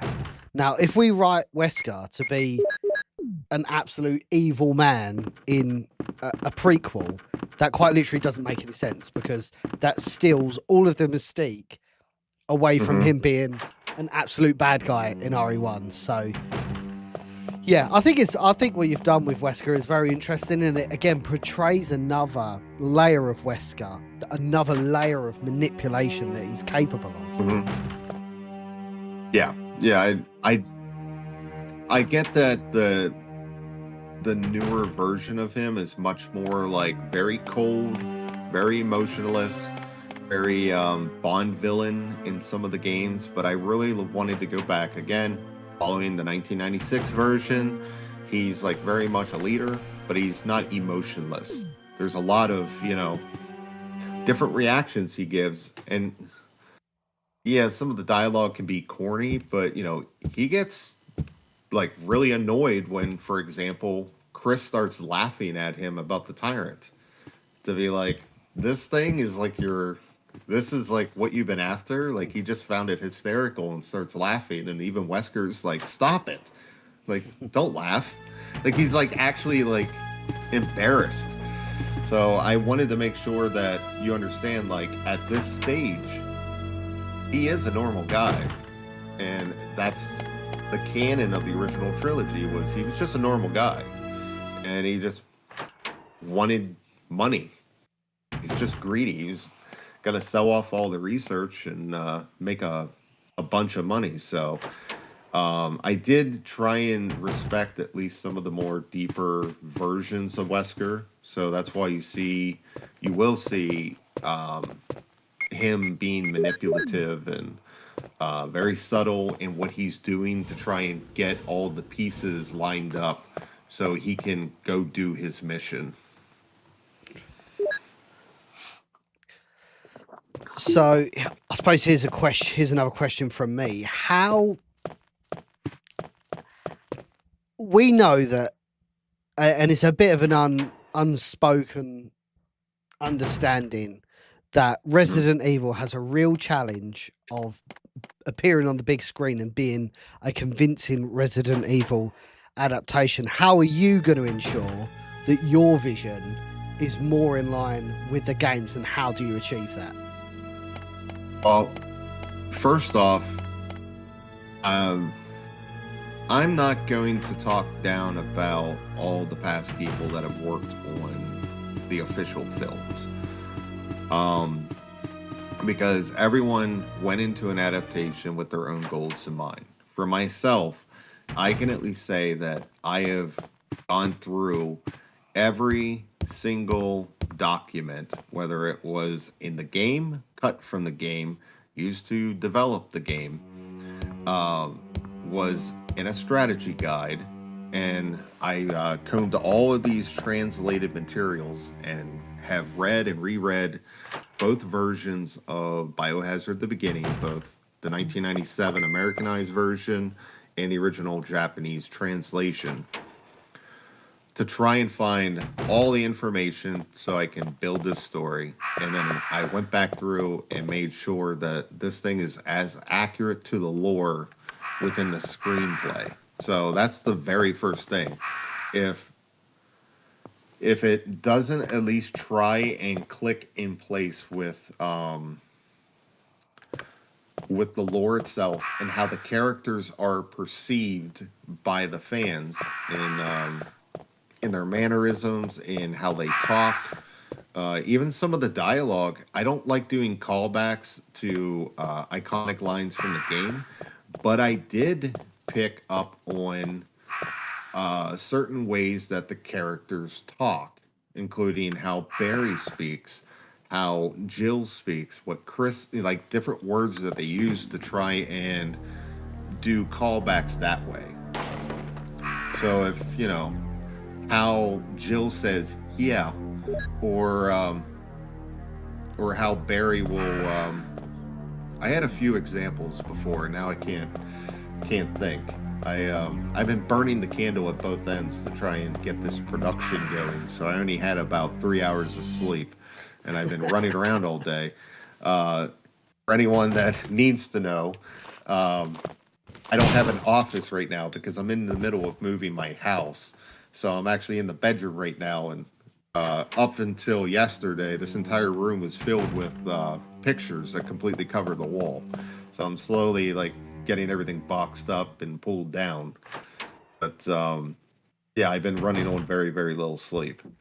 So, but yeah, there's a lot of research beyond just the lore, but how the characters act, and even doing research into for example, the artwork that's hanging on the walls and where that comes from, and can any of it be reused in other areas so that we can have this sort of visual aesthetic, that connects between the game and the prequel.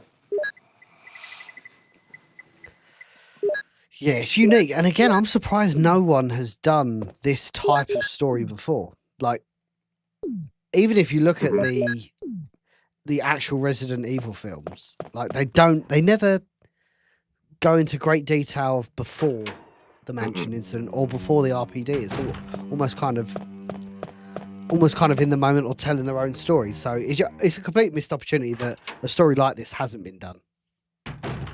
Well, it's something that I think for some people, they just wonder, like, would it be an interesting story? And I think for some people, if they don't know about Biohazard at the beginning, they think of it as a murder investigation. So for me, this is just me personally.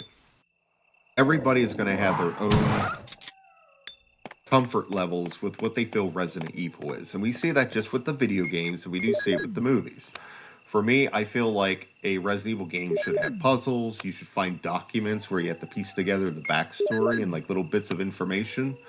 And I feel like without that, you're not really servicing Resident Evil, because it's not just about running around rooms and shooting monsters. It's not about just the characters interacting. It's about the experience that you feel. And I think that's something that Zach Krieger's been trying to get across, is this idea that there's a certain feeling you get when you start that game all the way to when you finish it. How the game itself progresses, how the tension and dread ramps up, but you're also getting access to new items and solving puzzles and slowly navigating these like really bizarre locations that seem to feel more like dream logic or nightmare logic.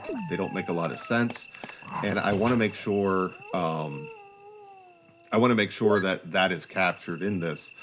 But I think for some fans, they may just feel like just the S.T.A.R.S members investigating the murders might not be enough. And then on that end, the S.T.A.R.S weren't even investigating the murders. They were sitting around waiting to get activated because the RPD was handling it. And really, there wasn't too much time between when the S.T.A.R.S got activated to when they finally went to the mansion. So I don't know. I think some people just feel like there's not enough there, and that's why I leaned really heavily on Biohazard at the beginning, because there was a story there. There was a logical way that I could bring in some iconic stuff so that it didn't just feel like a couple scenes of people talking and then they go to a mansion. You're going to get a full story that I personally think is going to start feeling like something that is supplemental to the game, but then as the movie goes along, it's going to feel more and more like the video game until finally it ends at the video game.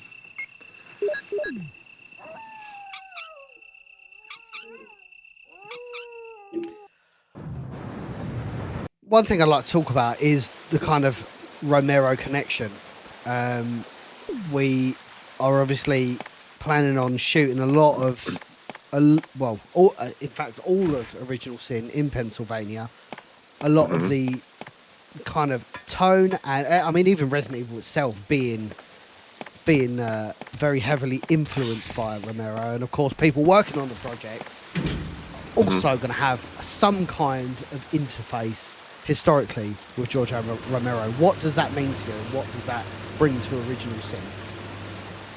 So for me, just the fact that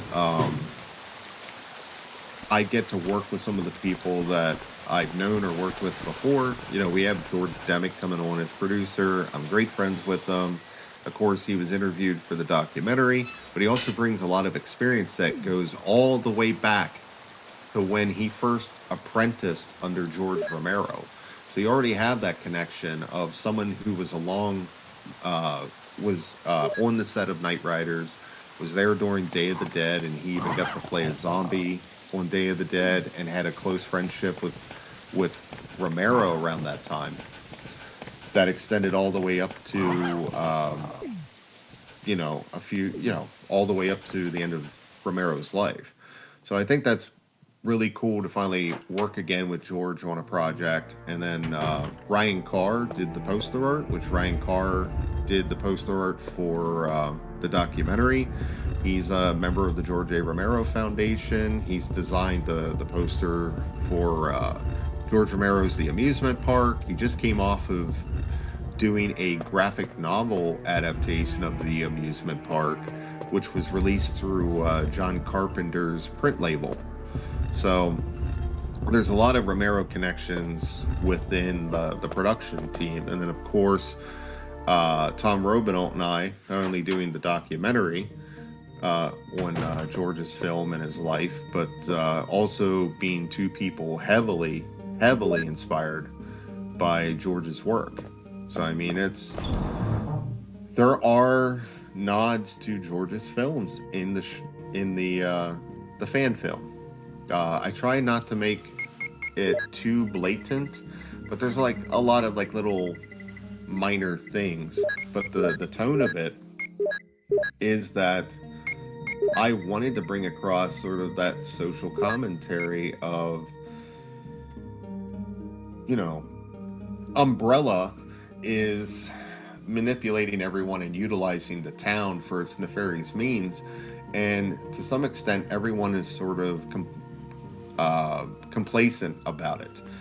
You know, they're everywhere, and I wanted to give this feeling that Raccoon City is completely in the grip of Umbrella, between seeing billboards and ads everywhere, and then it's just that feeling of you know, this entire town is like it's like a test tube. You know, the labs aren't just where they do the experiments. It's the entire town is this entire experiment that they plan to initiate at some point. So there's all the corruption of trusted systems. You know, like obviously from the games, we know like the police force, there's a lot of people that are just corrupted or on the take from Umbrella. You know, even the mayor to some extent is corrupt. So I wanted there to be this feeling that you know, we're trying to tell a story that feels very Romero at its heart, of just shining a lens upon the game world and sort of like a mirror upon society as well. And I think that's something that the films have always missed, was some of the deeper subtext within the games, not only from its inspirations, but also some of the things that it's just trying to say. You know, there's a lot of commentary about the military-industrial complex within Resident Evil. And I think a lot of that is just born out of the time period the games were being made. When you look at everything that was going on in society when just the original game was being made, I think there's a lot to talk about without getting preachy. You know, I think Romero was always at his best when he left it sort of open to interpretation.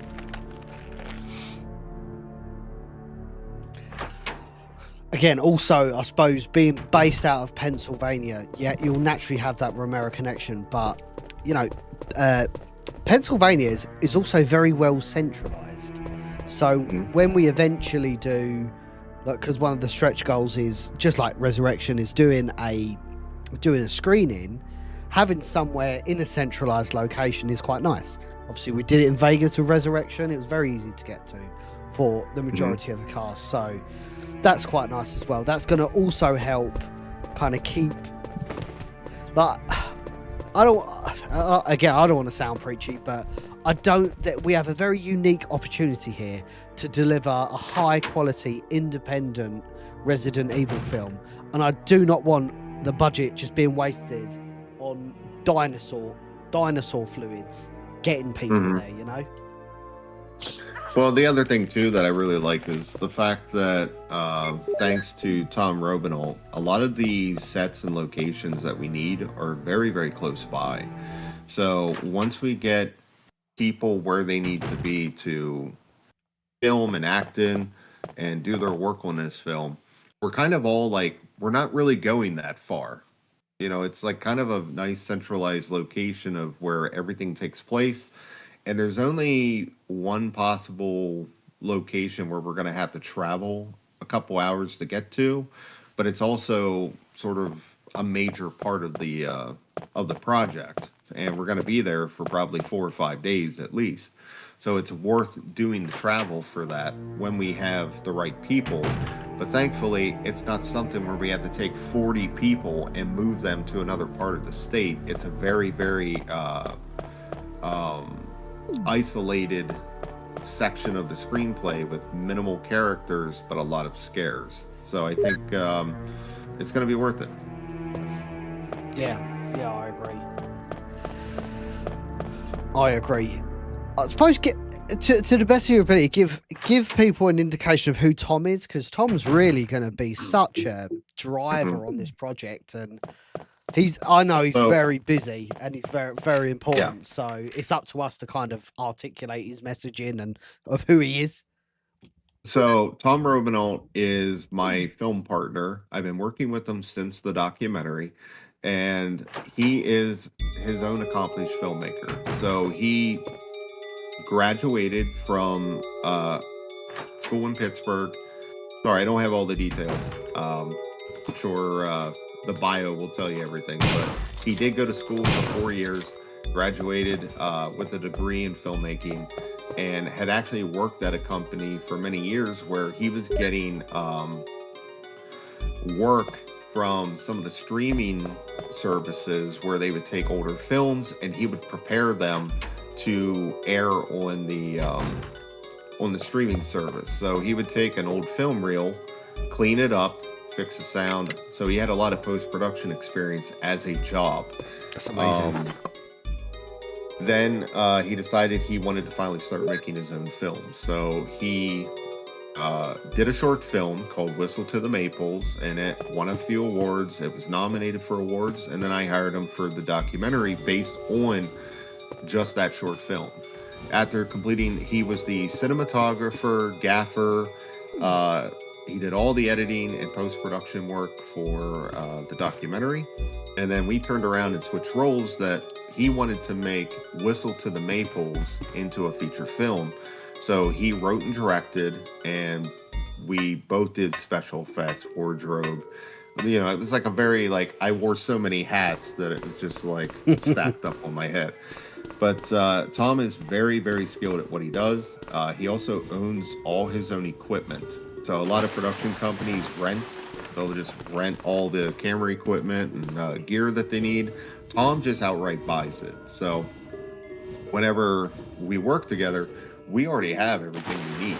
And he's extremely skilled in old school filming techniques. And, you know, him and I, we like to do practical. So we worked on Whistle to the Maples, which is done. And now we're kind of going back in that role where I'm writing and directing, and he's going to be the cinematographer. He's been helping find locations that are central to him, which is going to save on the logistics. He will do all post-production, and of course he's basically skilled in every job on the set. So what we're doing is we want to hire people to help assist him during the production and like help move gear, but more than that, we like to train people and show them how to do things as we work.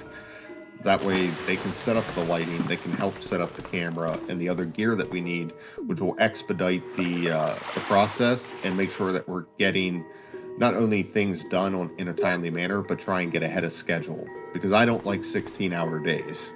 And one of the things we're doing is trying to keep the production time down.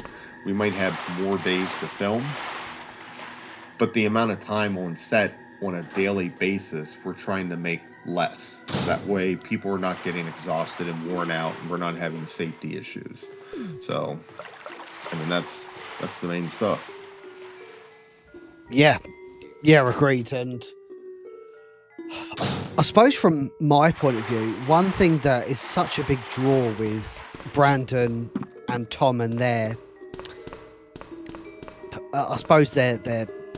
modus operandi is that it's very much like very independent focus. I do struggle with productions where we need like 4 gaffers. We need like 3 different grips. Like sometimes bros just want to do bro and dude shit together, you know. We don't want to have 40, 50 people sets. Sometimes it can only be like 4 or 5 people plus whoever you're shooting, you know. Like it's keeping that real back to basics mentality on filmmaking, which gets lost. And when that gets lost, that's when those budgets start to creep up. That's when all of these other forces that take away from the actual creativity of what you're trying to achieve, you just get bogged down by bureaucracy, basically. We have a bunch of like photos where it's just Tom and I doing stuff. Like we had people in Whistle to the Maples to help with special effects and helping out with the lighting and doing all these different tricks. But like sometimes it was just so silly where it'd be like Tom and I, there's a graveyard in Whistle to the Maples, and I don't know, there's something like 80 different sized tombstones, maybe more. And Tom made them all, and then I came up and it's just us outside painting these tombstones and like adding details to make them look old and decrepit. And so we do stuff like that, and then he'll go and set up all the camera work himself and film. And then I might be running gore effects where it's like, like a monster gets shot, and I'm the one that's like running the pump, the blood pump, to spray all the blood everywhere. And then there was one time where we were losing daylight. We ended up not getting using the shot, which really disappointed me. But just to show just how raw we can get. And the shot ended up not being used because we were losing daylight, and the blood pump was malfunctioning, and I was getting like really annoyed because we were on like our 5th take, and I mean the sun was going down. It was like, if we don't get this shot in the next minute, I don't think we can get it. So I was like, okay, Tom, stand by. And I was like, make sure everything is just centered. He gets a shot lined up, and I got behind the actor. It was supposed to be like a headshot where like they get shot and you see like all the blood splatter behind their head. And it was like, okay, I just took a jug of stage blood and I'm just like guzzling it into my mouth. Then gave him a thumbs up. I'm hidden behind the actor, and then as soon as they yell action, I just spray it out of my mouth, and it just splatters all over this tree. It looks like, like the dude just got shot in the head. And someone might have a photo of it, because I just had like all this blood just exploding out of my mouth all over the place, and it's running down. And I was like, the things I do to try and get a movie done. So that was something that was quite the experience. But we'll do things like that, and that's, when you're running indie, you're going to do whatever it takes to get the shot done, and also try and make sure that we're speeding up. But then there's some other shots we did with gore effects and blood, people getting shot, where we actually did get the blood pump to work. So I don't know. I love working with Tom because Tom and I always work really well together.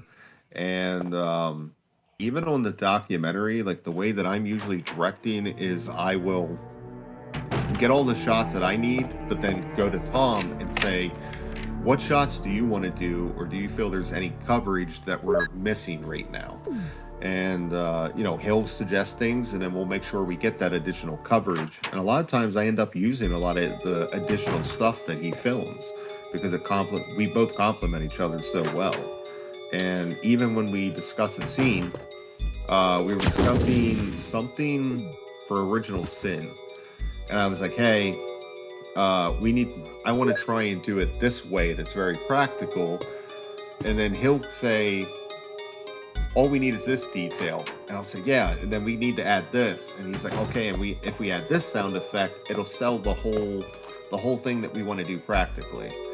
and we'll always be on the same page in regards to the kinds of details that we need to add into a scene to sell the effects or sell something that isn't real. So we're very detail oriented with how we do these things. Yeah, and for someone whose role is as critical as Tom's, you know, kind of being behind the lens, having someone like, and fucking, I don't even mean this undiplomatically, having someone that's not a diva is very fucking important. Someone who just wants to do shit and doesn't want to ask questions. They just would rather just crack on and do it to the best of their abilities, no matter what the threshold is like an ultimate Swiss Army knife to have on set. Yeah, he's a lot more technically skilled than what I am.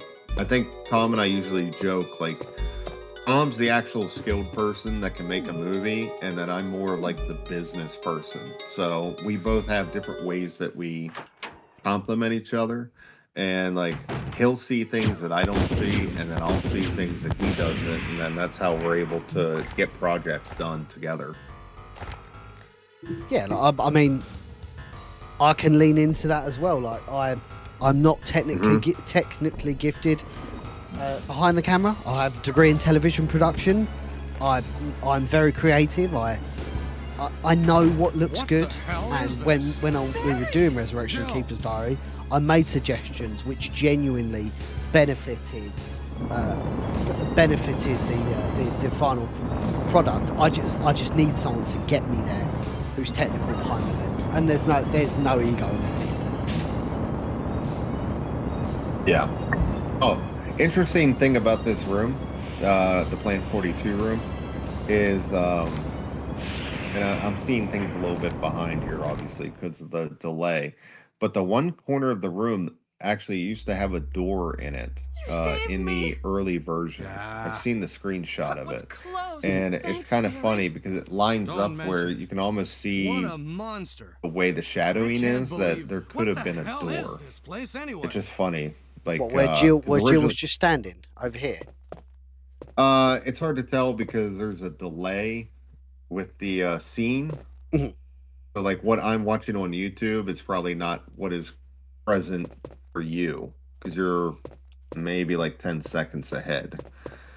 Like, I'm currently watching Barry just talk to Jill, but it's an interesting little like tidbit in the production history, because they originally had more rooms for the dormitories, but they couldn't finish the dormitories, so they cut some rooms out. So, load of questions come through. By the way, we've got over 100 people watching this stream on all platforms, which we're very grateful for. This has really been our first kind of presser Q&A on Original Sin, so we really appreciate everybody dropping by and checking the stream out today. If you have any questions, we're very happy to be as transparent as we can. Obviously, certain things we might be kind of wanting to keep behind a curtain for, you know, mystique purposes, but absolutely on both platforms, everybody ask as many questions as you want, because we're both here. I don't know when we can do this next, so this is a really good opportunity to do it. So Ron Shepherd, and there's been quite a few questions like this. We'll do it video and audio, but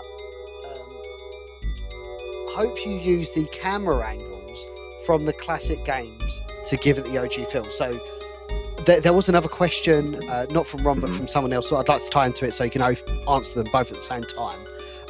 Will you be using any kind of audio cues from the original? Like, it could be soundtrack, could be fucking sound effects, and from a visual point of view, fixed camera angles. Are you going to reference any of that? So we will be using either similar sounds from the games or stuff that'll be at least call back certain stuff.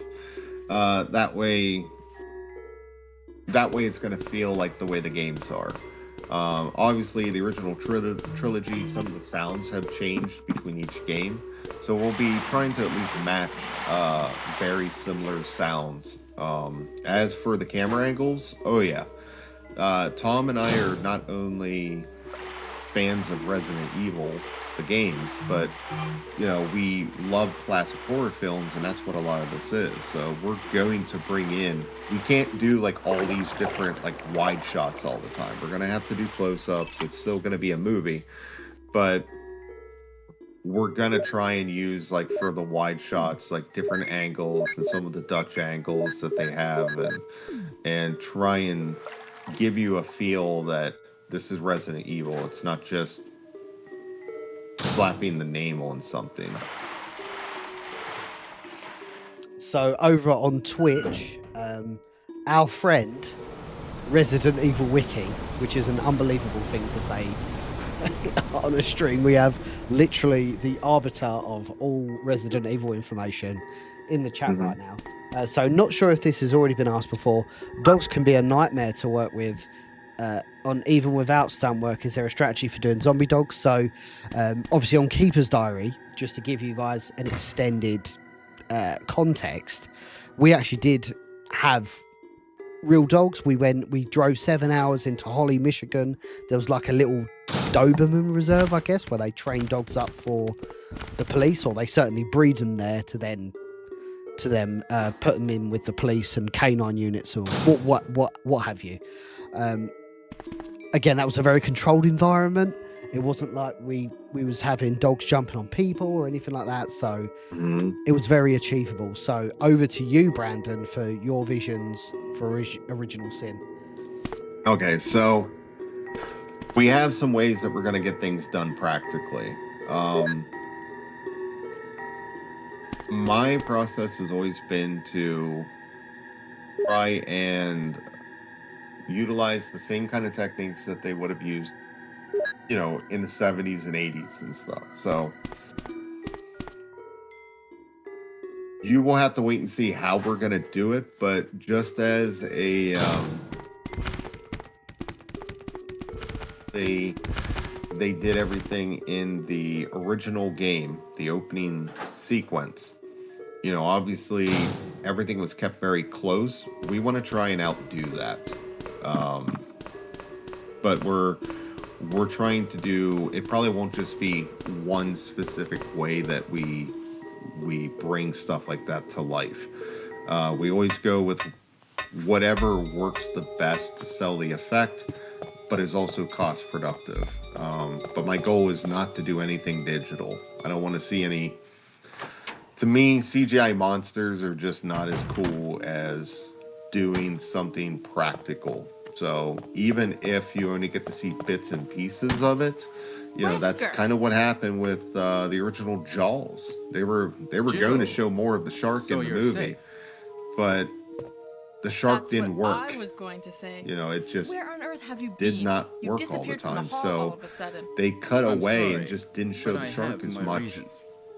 But you As you felt guys its have met them, presence, and it and it creates was all I fear. could do to So I protect do want to myself make sure that against we're those delivering when it strange comes to the creatures. monster effects, but Is that I don't right? think it's going to be Anyway, it's gratuitous good to see at you're safe. times because of Jill, some of the more our first complexities priority once is you to get get past, you out of know, here. people in makeup. Yes, But you're I right. wanted to make sure that we had options to Now, there put are a it lot in the of hands rooms of in the that fans mansion that we can't get to do into more than because just they're locked up. zombies. I have Because been looking around zombies for are clues. easy.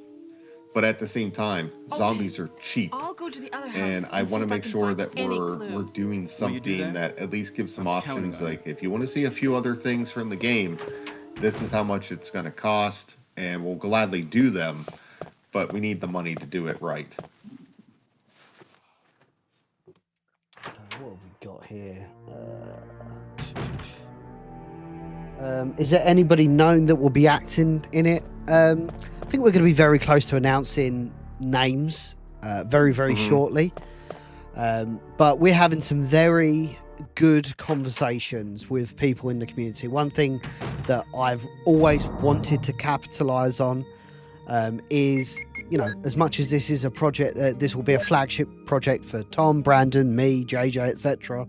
I also want this to be a big community collaborative project. This shouldn't be gate kept. It should be out there with everyone to enjoy. So we want to bring in some of the amazing collaborators in the community. So conversations are having, and we will be in a position where we we'll start announcing names soon. Yeah, I think you nailed it right there. That the best way to keep growing these kind of projects is to reach out and make sure we're collaborating and networking with other like-minded creators that also have the skills and talents that we're looking for, so that we can keep building bigger crews and being able to tackle bigger projects. Because, not saying that we would do this, but the fans have said in the past, like, why don't you try and make Resident Evil 1? Like, why don't you try and adapt the game into a movie? And it's like, yes, that would be great, but it's going to cost a lot of money between all the monsters, the locations, the effects, the gore, just everything involved in it. To even attempt to even do half of it would be a decent amount of money. Not millions of dollars, but it would still be way more than Resurrection. And the only way that you're ever going to get there to do like a bigger project like that would be to network and start getting into other corners of the Resident Evil community, and showing that by funding something like, say, Original Sin, if we pull this off and everyone's happy with it, we're showing progression in skill level and technique, that we can handle bigger budgeted projects as we go. And, Andy and I have talked about what else we could do. And the team seems to be very excited for what the future could hold. But they were nothing more than just like one line, like, here's an idea, there's an idea. The focus has obviously just been on, let's do Original Sin. But there is some places we could go after this. Yeah, it shouldn't. It should be just an ongoing, providing everyone's happy and everyone's wants that buy-in. It should just be kind of an ongoing. Because I see it all the time. People are like, "Oh man, I saw Keeper's Diary and Resurrection too late." I had a guy yesterday message me and he was like, "Oh, I'd have really liked to have got Resurrection on Blu-ray." So, people are still finding out about these fan projects. So I'm sure people who subscribed to Keeper's Diary and to Resurrection will have an interest in this project. And actually, I've had conversations with previous backers, producers, executive producers, and everyone, like literally everyone I have spoken to is on board with this project. And we want to grow that list.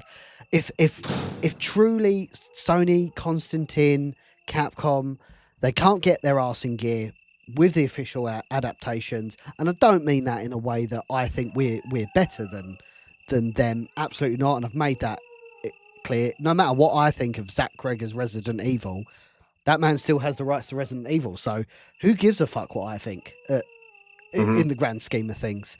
But if we want to create authentic, creative stories in the space that tickles that itch of what we believe Resident Evil to be, let's collaborate and let's do that on the biggest scale we can, and let's scale it as much as we can. Oh, really, I have something to add to that, but just really quick. For anyone that ever wondered where the dog cages were, because they're mentioned in the Keeper's Diary, the kennel, that was supposed to be the courtyard. I don't know what happened, but they were removed during development. They just never got put in. But yeah, that's why there's so many dogs in the courtyard, because originally they were going to have like these kennels in some of the areas there. Just a neat little tidbit. Yeah, I mean, there was a couple of times when we were kind of conceptualizing Keeper's Diary, like, oh shit, that room doesn't exist, like the infirmary room. So they exist. The infirmary room was actually the room where you get the serum. Right. So that's that room. The kennels were originally in the courtyard, and they were just like removed from the background assets for some reason. And there was a couple other areas I forget. Yeah, but it's just neat, like. But yeah, in regards to like Zach Krieger, Constantine, what we're doing, like I'm not trying to do something saying like I'm better than them. All I'm trying to do is do a project that shows my love for the video game that I've been playing for decades. And in some instances, a project like this actually works hand in hand with everything they're doing, because if they want to keep doing their own versions of the lore, or these original concepts that don't follow the games, this is a way of like easing that pressure off, if you think about it. So I had mentioned earlier in the stream that I think part of a lot of the animosity that people have for the movies is because they've never gotten just one film that adapted the games in a way that felt satisfactory. Welcome to Raccoon City does not adapt the games in a way that's accurate. So it's a variation of the material. I feel like if the fans have a way of releasing that animosity, anxiety, stress, whatever they're feeling about uh, the fact that their games are becoming movies that aren't accurate to how they feel the games are. This is like a way for them to just vent. You kind of get the thing that hopefully you've been asking for, but then at the same time, like now you can go and enjoy someone else's take on the material over here. And yeah, it might be something completely different. Like if someone went and made Resident Evil 1 into a movie and it was really, really good, I'd probably go back and actually not really care too much about Paul Anderson's versions, because I'm like, I got the thing that I want. Now I can enjoy this other thing over here for what it is. Yeah, and I suppose you could argue if Zach Krieger made a really, really authentic Resident Evil experience, we wouldn't need to be doing what we're doing. So, Mm-hmm. like, there wouldn't be that gap in the market. When that trailer dropped, I mean, at the end of the day, I read the script a year ago. I'm sure there was another revision after the one that we've all read. Mm-hmm. I'm sure, but the meat and potatoes will still be the same. And actually, Resident Evil Wiki has a great Twitter thread on literally saying this is in the trailer and this is what is referenced in the script.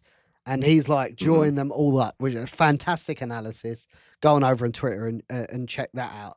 So yeah, ultimately when that trailer dropped, I was like, we've still got a gap in the market to do what we're doing right now. Mm-hmm. Yeah, like I'm gonna respect everything that Zach Krieger's doing, because he's an accomplished filmmaker. And the reason why he's directing Resident Evil is he's proved that he can make a competent, profitable horror film with just 2 films, It's crazy. And at the end of the day, like, even though I don't like most of the Anderson films, they made over $1 billion at the box office. So what the hell do I know? I'm a dude making a fan film. That's what I mean. Like, who are we, the arbiters, to say it's not RE? Yeah. Like, these guys are So, fucking... I mean, like I'll probably end up watching the Krieger film eventually. I don't know if I'm gonna watch it in theaters or not. At the end of the day, like I'm much more selective about how I spend my money. Mhm. So like I didn't go off and start dumping money into Survival Unit, Like I looked at Survival Unit and was like, I don't think that game's for me. And I know like it's like a microtransaction, pay to win probably. But I was like, that doesn't really interest me. I saw Umbrella Corps. I was like, I don't think that game interests me. I don't think it's what I'm looking for. So I do pick and choose what I spend my money on. I'm not going to clown someone that enjoys Umbrella Corps or speaks positively about Survival Unit. And I'm not going to clown someone that, really enjoys Anderson's films or even Zach Krieger's film. If I end up watching Krieger's new Resident Evil and I don't like it, It's just not for me. I'm not going to go out there and harass someone because they enjoyed what Krieger did with the material. Because at the end of the day, everyone has a different thing that they're really interested in about Resident Evil. You know, there's people that think Resident Evil 7 is like a raw Resident Evil experience that's close to the original games in terms of the mechanics and the type of experience it offers. There's other people that think it's absolutely the worst game ever made. I don't think either version is wrong or correct. Everyone's opinion is going to be different because everyone expects something different from what they play. Oh, there is a really good question here Yeah. that I can actually answer. I'm going to I'm going to quickly go to the toilet, and I'm going to let you answer that Okay. question in the chat. So just keep everybody busy until I reappear, please. Thank you. Yeah, I can do that. Yep. So it says here, I'm no lawyer or anything, but Constantine owns the rights to Resident Evil. Couldn't Biohazard rights be purchased? No, because Biohazard and Resident Evil are both trademarks that go off of the copyright of the original thing. There's no that could also be articulated in a way as like deceitful to say like, oh, well, you got the rights to use Resident Evil, and we'll take Biohazard. Um, you know, there's no way that we can get the rights because it still harkens back to the core material that Constantine ended up getting the exclusive live action rights for, that they can make their profitable films. That's why everything that Residents of Evil and Biohazard Declassified do in terms of these fan projects, they need to be nonprofit. And they also try to steer away from using certain trademarks in their marketing, which is good because you don't want to muddy the waters or have the brand be confusing. You know, obviously Sony, Constantine, like they make Resident Evil movies.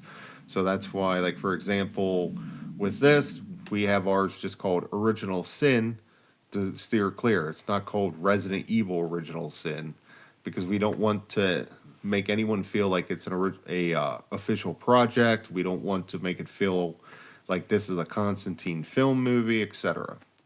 So let's see here. Now I'm on a delay and can't bounce off of Andy. So let me see if I can go back through,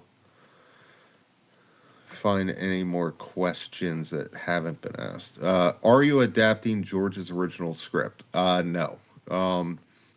That is owned by Constantine, and that is ultimately Constantine Films' property because George wrote it as a spec script. So I don't want to get into the legalities of unproduced scripts and whether it's still owned or property of Constantine or not. It's just nothing good would come of that.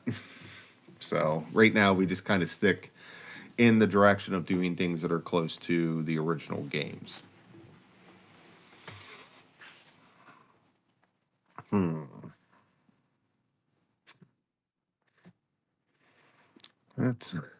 That's pretty good. Home dwellers with bad intent. I like that. That's a good way of bypassing Resident Evil.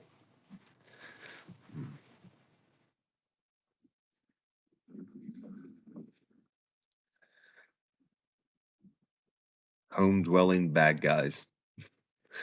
That'd be good. Let's see. No, there won't be any talking tyrants.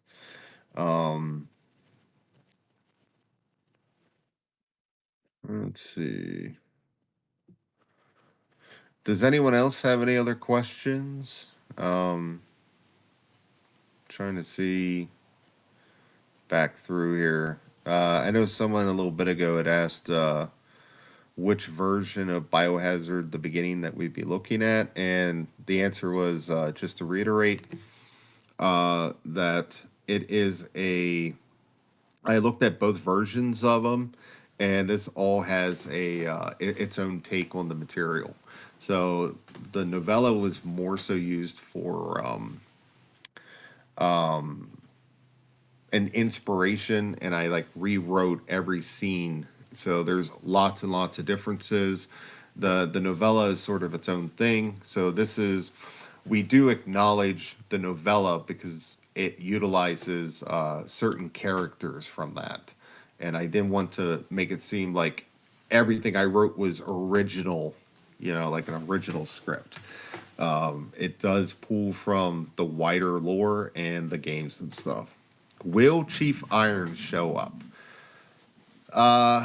Yes. I can say that, yes, you're going to see Chief Irons. So far, the reaction from the team on his dialogue and scenes are really good. So you're going to get to see Chief Irons before the Raccoon City incident. You're going to see like how he acts, how he treats the different employees and the general public, and learn a little bit more about how he fits into everything. Let's see, PM. Let's see.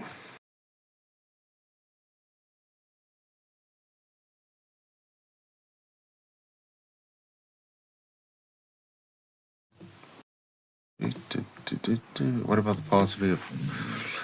So, I can't comment. What about the possibility of following the lives of the Umbrella employees, scientists, showing what went on in the mansion before, during, and after the outbreak? I can't comment about that.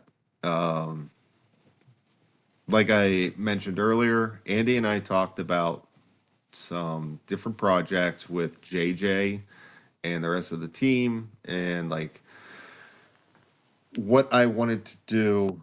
Oh my God, kids are asking all sorts of good ones. I pitched a couple different projects, and they were done in a way to say, hey, if we can do Original Sin, this will get us networking with certain types of professionals, like special effects artists, things that we could then use to do this next project, because this one would be a little bit bigger and it might have more special effects or more locations or just a more ambitious story. And I'm like, and then if that one could be done and it's successful, then you could technically move on to go do this, which would tell a different story. But the idea is to try and do a bunch of projects that are going to connect in and tell different stories that are within the Resident Evil 1 universe. But beyond that, I don't want to talk too much more about some of the future stuff, only because it starts to sound like it's a franchise when really we're only focused on Original Sin. It was just the idea of, like, what could we do following up with this? Will we get to see Wesker's obsession with Rebecca Chambers? Excellent. That's kind of funny because it was brought up, and all I can say is I can't say where it will show up, but if we hit one of the stretch goals, there might actually be a nod to it. But not explaining the obsession, but you might get to see a nod to that whole thing. Someone on Twitch, I don't know if you got the Twitch chat up. No, I don't have it up. There's probably cool. all sorts of shit that I'm missing. No, so it wasn't actually that many. It was just one specific one that I've seen here, which is herbs. Will there be any herbal references? Yes. Yeah. There's going to be a lot of references to things like items from the game, a lot of general gameplay. There are puzzles in the script. There are literal, like, classic Resident Evil puzzles that will need to be solved, and they're not done where everything is just in the room and you just quickly solve it.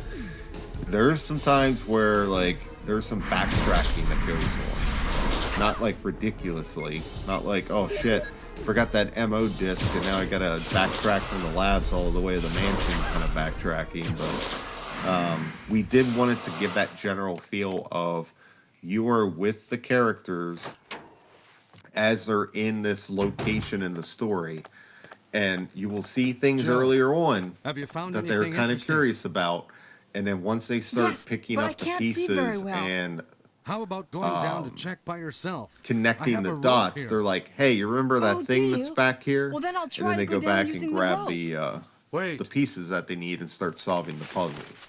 So we do have nods to that. There's also documents.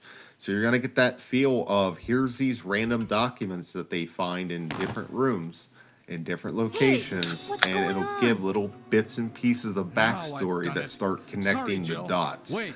And some of I'll them go and actually get another connect rope. dots to things that you learn about in Resident Barry? Evil 1. So Barry? they're not necessarily Easter eggs, but more so supplemental expansions on things that you learn. So I am gonna do the same here, Andy. If you can keep the chat going, No while problem. you know, you can only drink so many monsters before you need to make room for more. Yeah, I agree. We're actually both drinking a green monster. That's hilarious. Oh my god! So I will be right back. Hey, No are worries. you there, Jill? So, Grab the rope.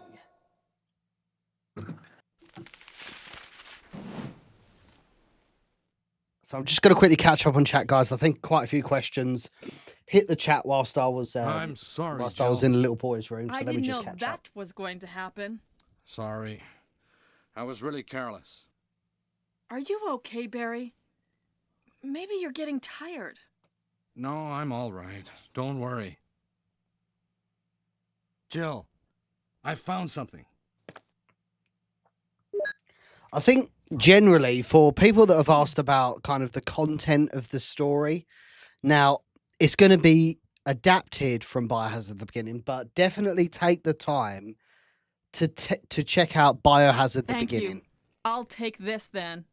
Or Resident. It's called, like, the English translation is a loose translation, excuse me, is Resident Evil the book. Now, if you go on Google, literally type Resident Evil the book or Biohazard at the beginning, and go to the wiki page on Resident Evil Wiki, who actually is over on Twitch right now. Huge shout out to Resident Evil Wiki. It's very much gives you the full executive summary of what the story is, who's in it, etc.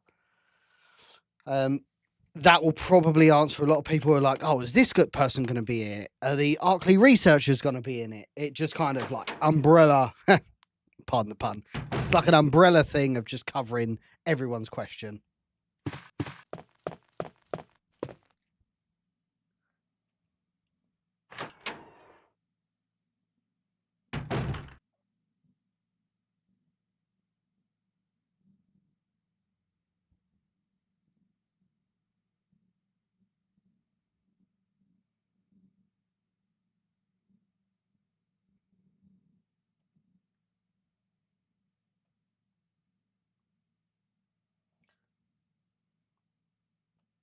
So, Plastic Beach Boy, great name.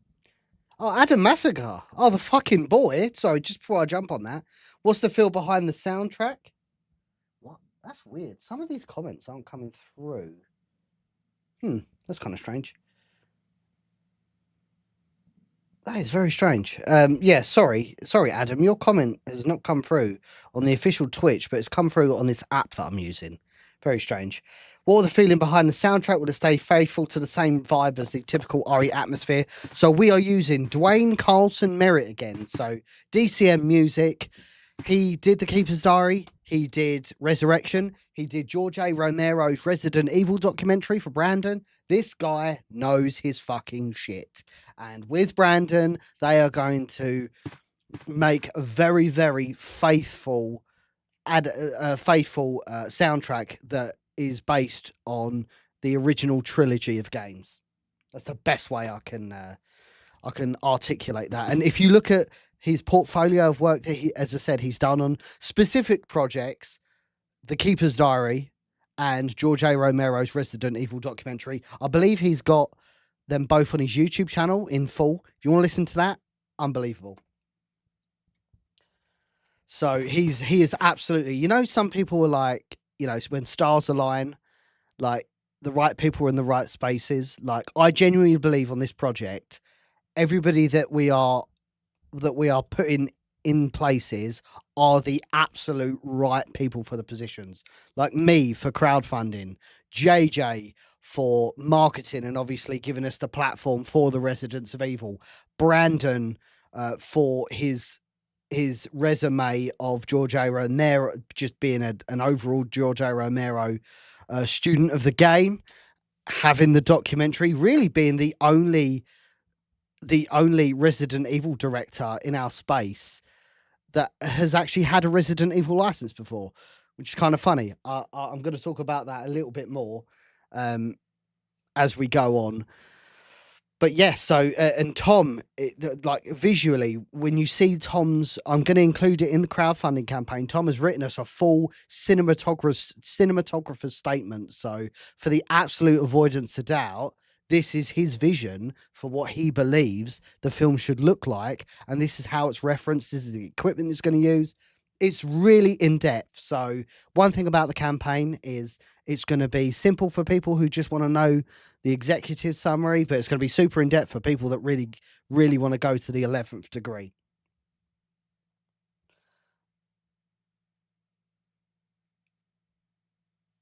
This is something that's screen worthy. I appreciate that, Cascade. By the way, I haven't got your Instagram, by the way.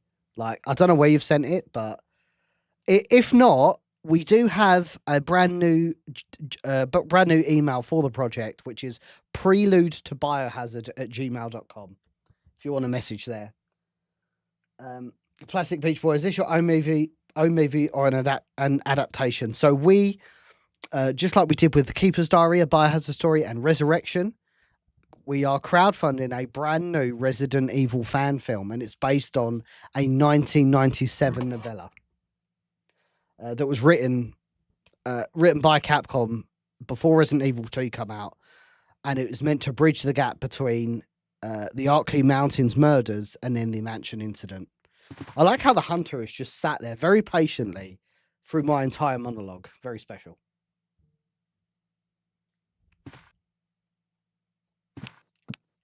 Oh, I've got no ammo. What a silly sausage. Gotta be careful because on arrange mode, caution is headshot city, so you gotta be careful. Oh! Wanker.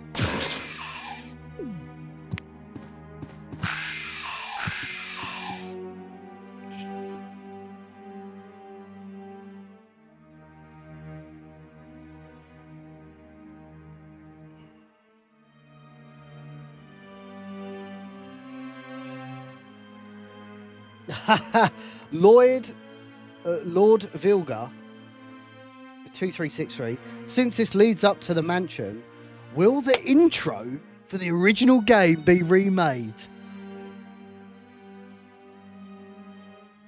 You are going to have to wait to find out. You won't have to wait too much longer because the crowdfund campaign does drop in June and we will have everything very laid out. But I don't want to go too much into that. It will all make sense when the crowdfund campaign does drop.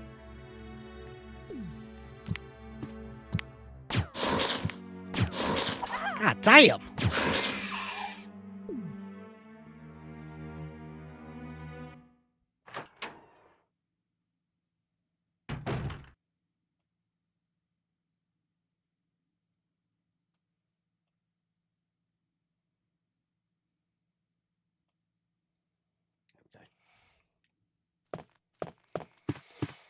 But yes, if you're just tuning in, guys, Andy here. We've got Brandon Salsbury. I'm a producer, and Brandon is the director of the upcoming Original Sin Prelude to Biohazard fan film, which we will be crowdfunding from next month.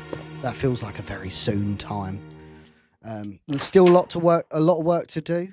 We do plan on shooting it sort of September, October. And it's going to be a journey, gang. It's going to be a big journey. But I feel like, as I said, we've got the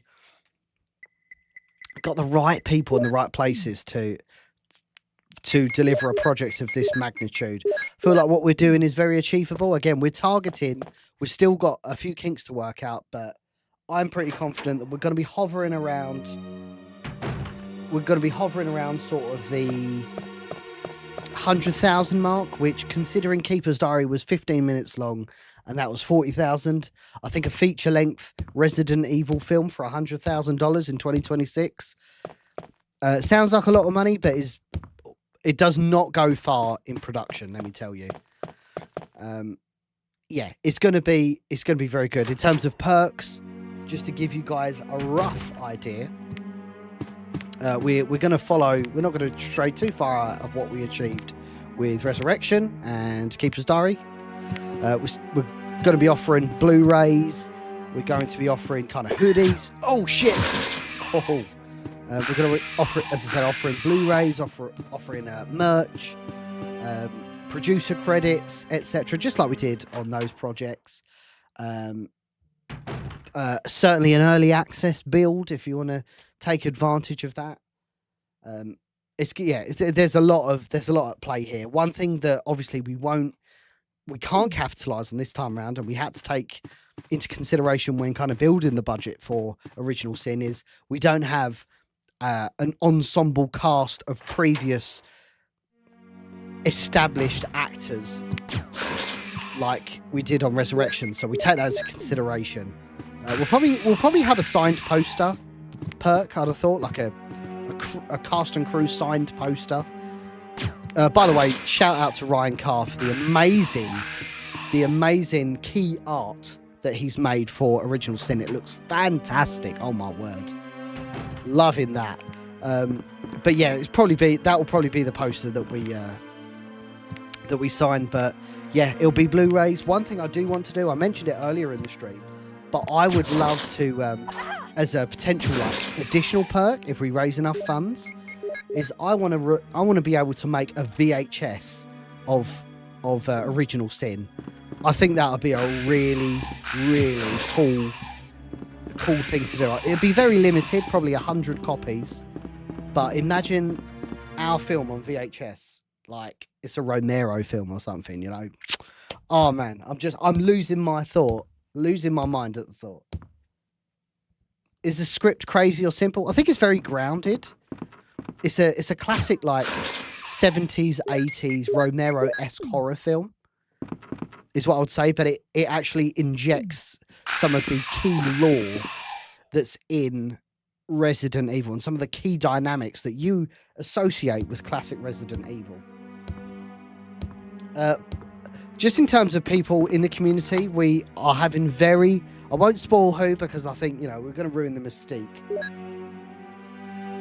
So I already reached out to Brandon with some questions. Okay, what, like DMs?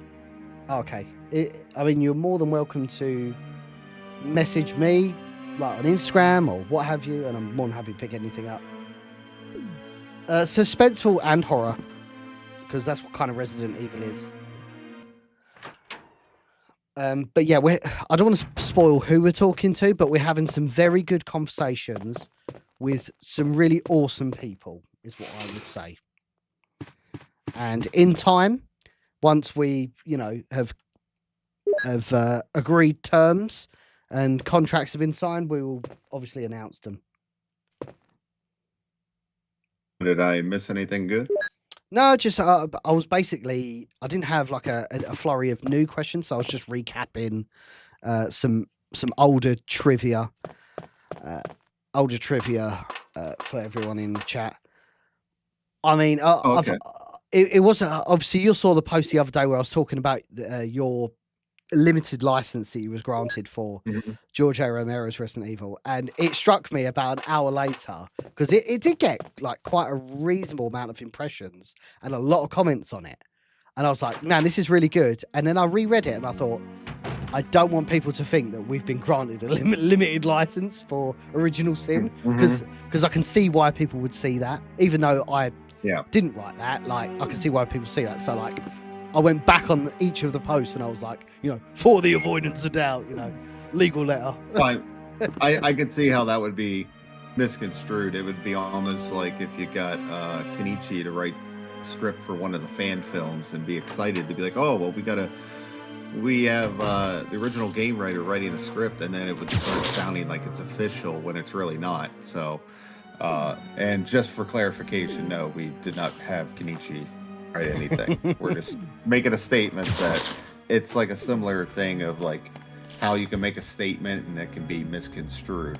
So we definitely don't want to come across as like, hey, we're, you know, like I had a limited license to go do that documentary and work through official channels to make sure that everything was legally sound in order to tell that story that happened in the documentary, which I can say without going far off of what we're talking about, that Tom and I were requested to do a director's cut. So last year we were given money by the American distributor for the documentary to go back, get more interviews, and also put a lot of material back in that we had to cut out either for legal reasons because we couldn't get the clearances in time, or redo things that were cut out last minute.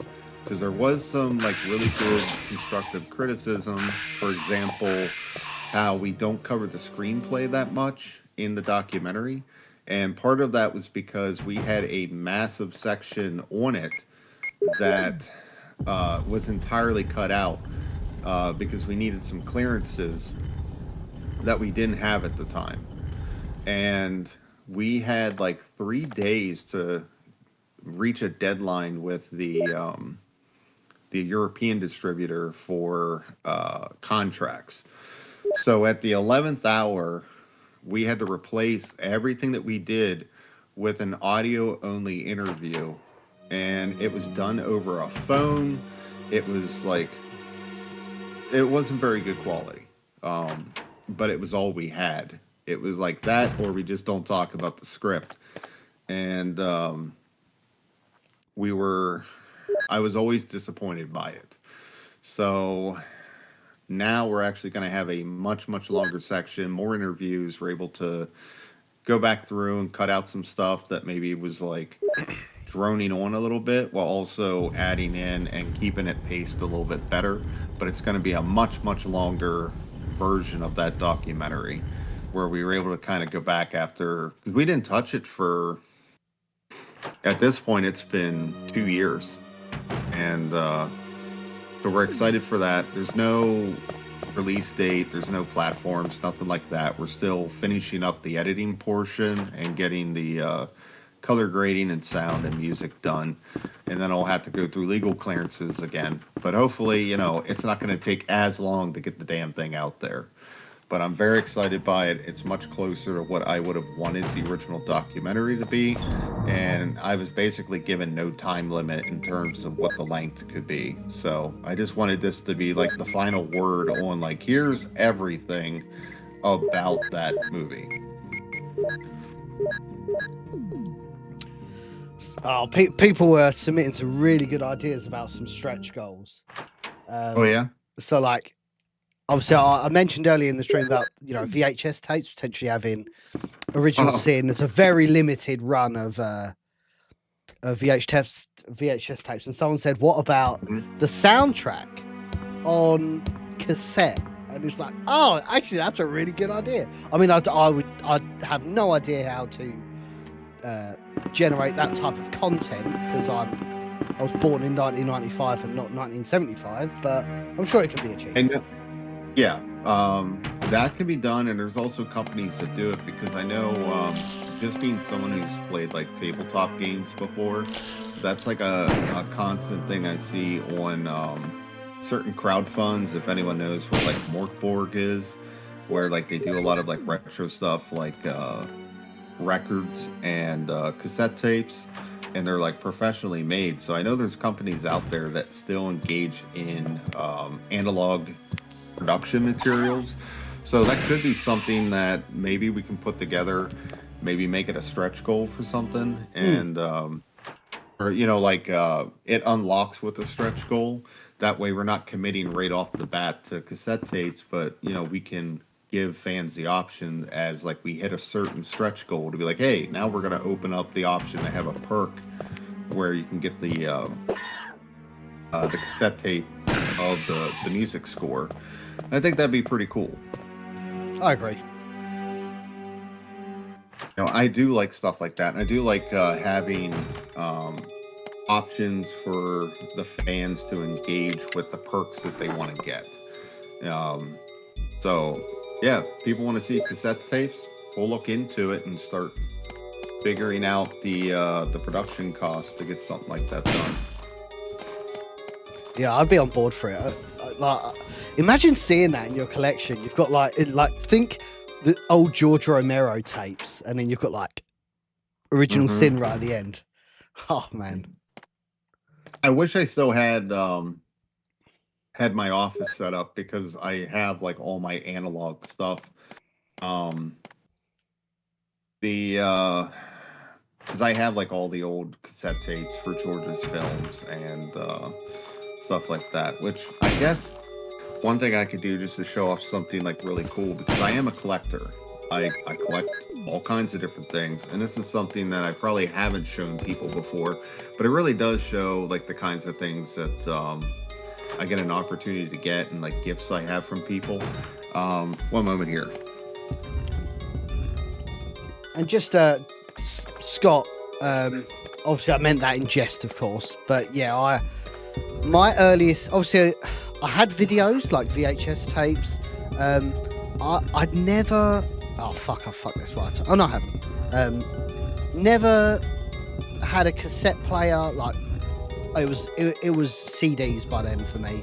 I remember like the CD players.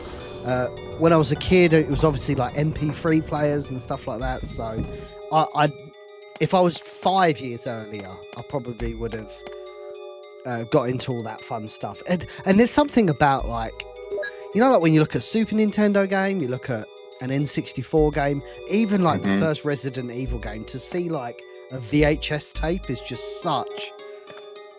It's a bygone era, but you know. Yeah, it's something that it's yours. You know, like, it's there.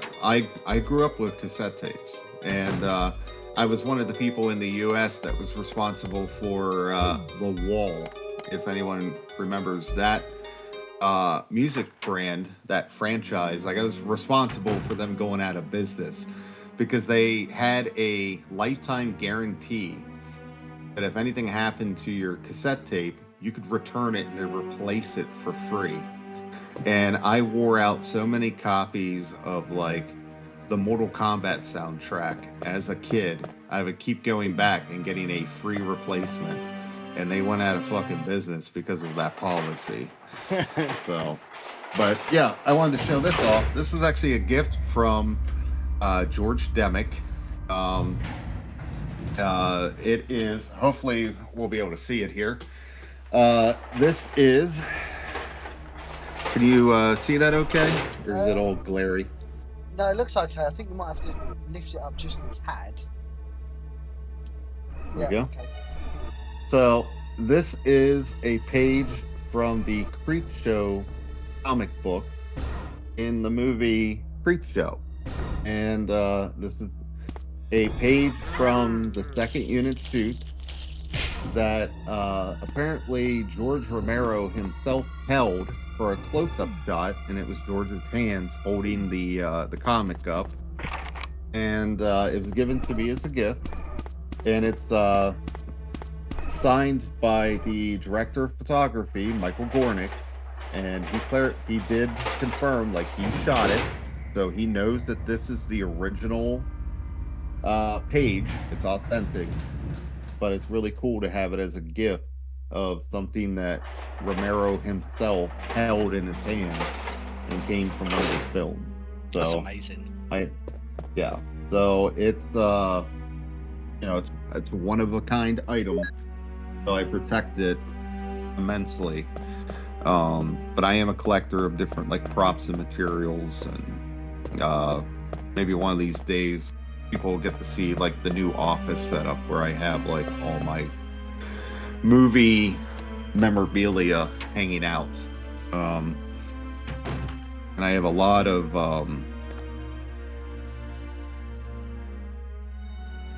specific items too. So Johnny with the $20 super chat. Thank you very much, Johnny, for that. Where Resurrection of Biohazard Story was released on Resident Evil's 30th anniversary, what month are you hoping to release Original Sin, Prelude to Biohazard, depending how long production takes? So to bring this back round, assuming we're successful, Brandon, in crowdfunding Original Sin, when are we going to shoot, and what is the tentative release date? So the tentative plan is because of the crowdfund and the turnaround time to get the funds released and then get everything paid, we're looking to film sometime late September. It may go into October, depending on how late we have to start. But once we're done filming, we should have almost everything we need on camera.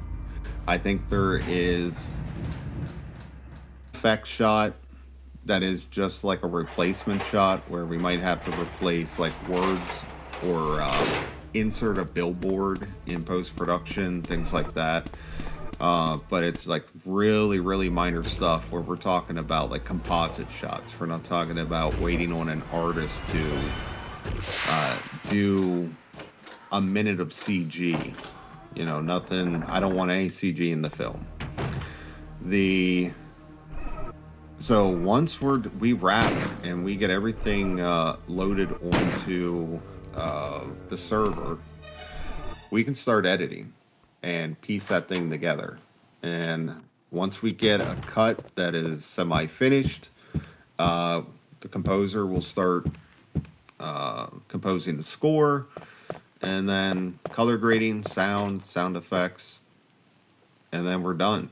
So, I mean, I would like to see the thing ready for release by, the 31st anniversary.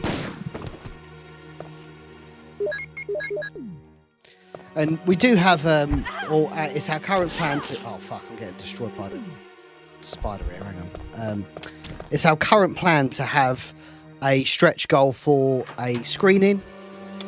I'm imagining that's probably going to be in Pennsylvania somewhere. We're still kind of working with suppliers and having conversations internally about what that looks like, but we definitely want to do a screening again. I think we did that for Resurrection, the Residence of Evil team. Andrew did that for Resurrection, and it was very good. That was a really special experience. I mean, I had the very unique experience of actually presenting that for everyone. That was an immense privilege to do, to like stand up in front of everyone and be like, this is our thing. A lot of people invested their hard-earned cash, their times, their efforts to see this come together. And I'm not even joking. It was like, if anyone's a wrestling fan, it's like people were popping during that show. Like whenever there was like Chris, Charlie appeared on the screen. And it was like the whole theatre just went absolutely mental. It was such a wholesome experience. So I'd really like to do something like that again. I think people will really enjoy a screening. Mm-hmm. So I see someone had asked if we do a screening, would it be open to anyone to get tickets to? So until I get confirmation on like what avenue we're going to go to, I'm going to say that we did have an idea that we thought would be incredibly fair to everyone. And, Andy and I have discussed things because anything that we do, I want to make sure that there is value behind the money given. So when you buy a perk, obviously the perks are overpriced because we have to not only keep in mind the manufacturing cost, but the fact that a huge, the rest of the money all goes into the production. That's why Blu-rays are expensive. You have the manufacturing cost, and you have the fact that you're buying the Blu-ray to help put money towards the production. No one makes a dime off this. but we want to make sure that anytime we offer anything, there is inherent value behind it. So if we offer a screening, we want to make sure it is the best value, because if you're going to travel to it, we want to make sure it's not just the screening. It's not just you're showing up for 2 hours, watch a movie, hear a bunch of us talk about how cool it was, and then that's it. You know, we want to make sure that you get a really, really cool experience. So I'm hoping I can get some stuff locked in, and then obviously by the time the crowdfund launches or during the crowdfund, we can give you like a very good announcement to hopefully get everyone excited. Agreed. That one Venusaur with a big boy raid over on Twitch, bringing across their viewers. Thank you kindly for that. If you're just tuning in, Andy here, Biohazard Declassified. We join with Brandon Salsbury, who is the director of our upcoming fan film Original Sin Prelude to Biohazard. It is a Resident Evil 1 prequel based on a 1997 novella called Biohazard: The Beginning, Resident Evil the book. This is the first opportunity of a crew, even though it's fan content only, that we're going to be crowdfunding a film that bridges the gap between the Arklay Mountains murders and when the S.T.A.R.S team enter the mansion and obviously undertakes the mansion incident. So it's going to be a super ambitious project. I think of literally everyone I've spoken to, because of the demonstrated history of Brandon and his documentaries and his other projects, as leveraging what we've done with the Keeper's Diary and Resurrection with the Residents of Evil. Like this, everyone I've spoken to is on board with this. Like there's not one person I've gone, I'm not sure how you're going to do that. People are like, yes, you are absolutely on the right frame of mind. There's been a few people that read it, like a couple people that are in the running that are wanting to be cast in the film or thrown a bid to work on it, that have said that they couldn't put the thing down. You know, they wanted to like look at it and just maybe like glance at it, and they ended up reading the whole thing start to finish.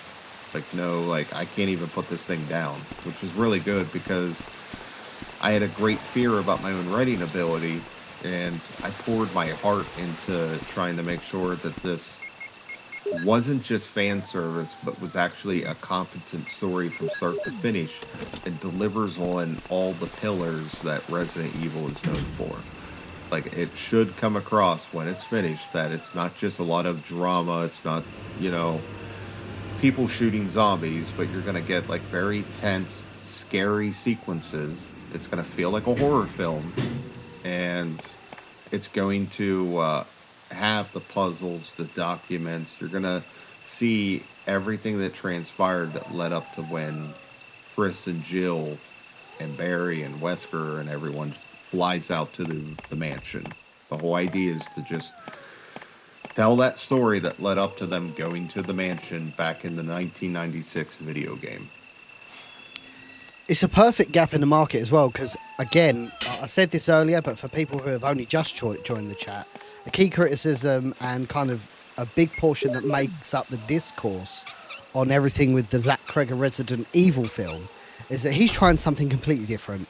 I know he's alluded to it being canon, but, like, it's not canon at all. It's a really cool project. I hope it succeeds, but it's not a canon Resident Evil project.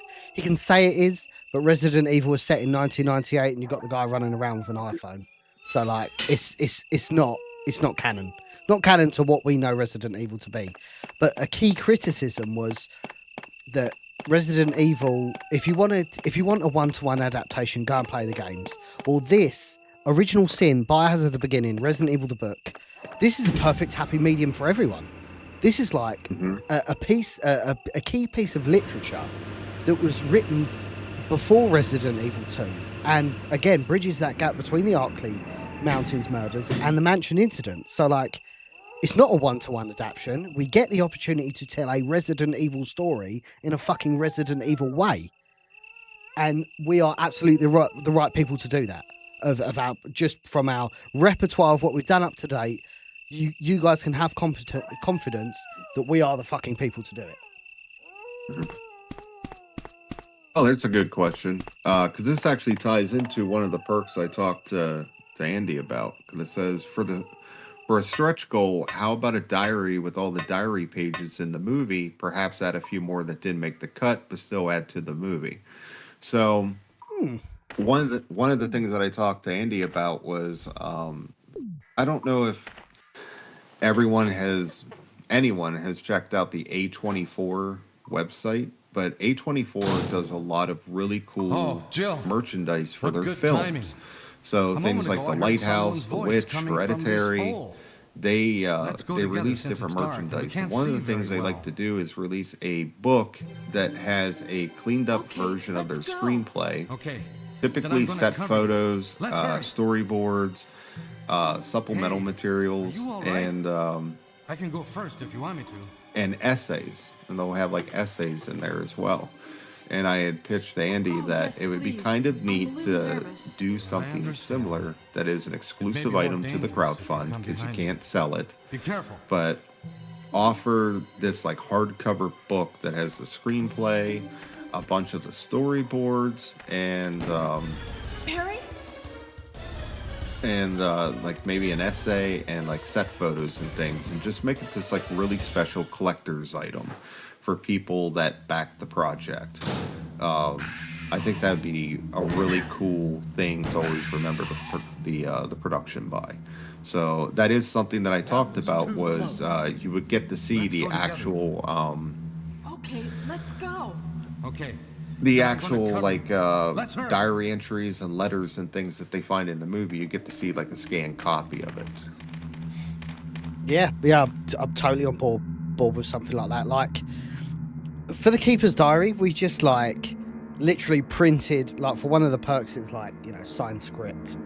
We literally just printed it on A4 and kind of sent it out, and I thought, like I feel like I want to do more than that. And that wasn't like that. I mean, that was like the first crowdfund campaign we ever did. Like we was kind of learning on the job, but like I feel like even though I don't want to do a lot of signed stuff, we'll definitely have some signed stuff.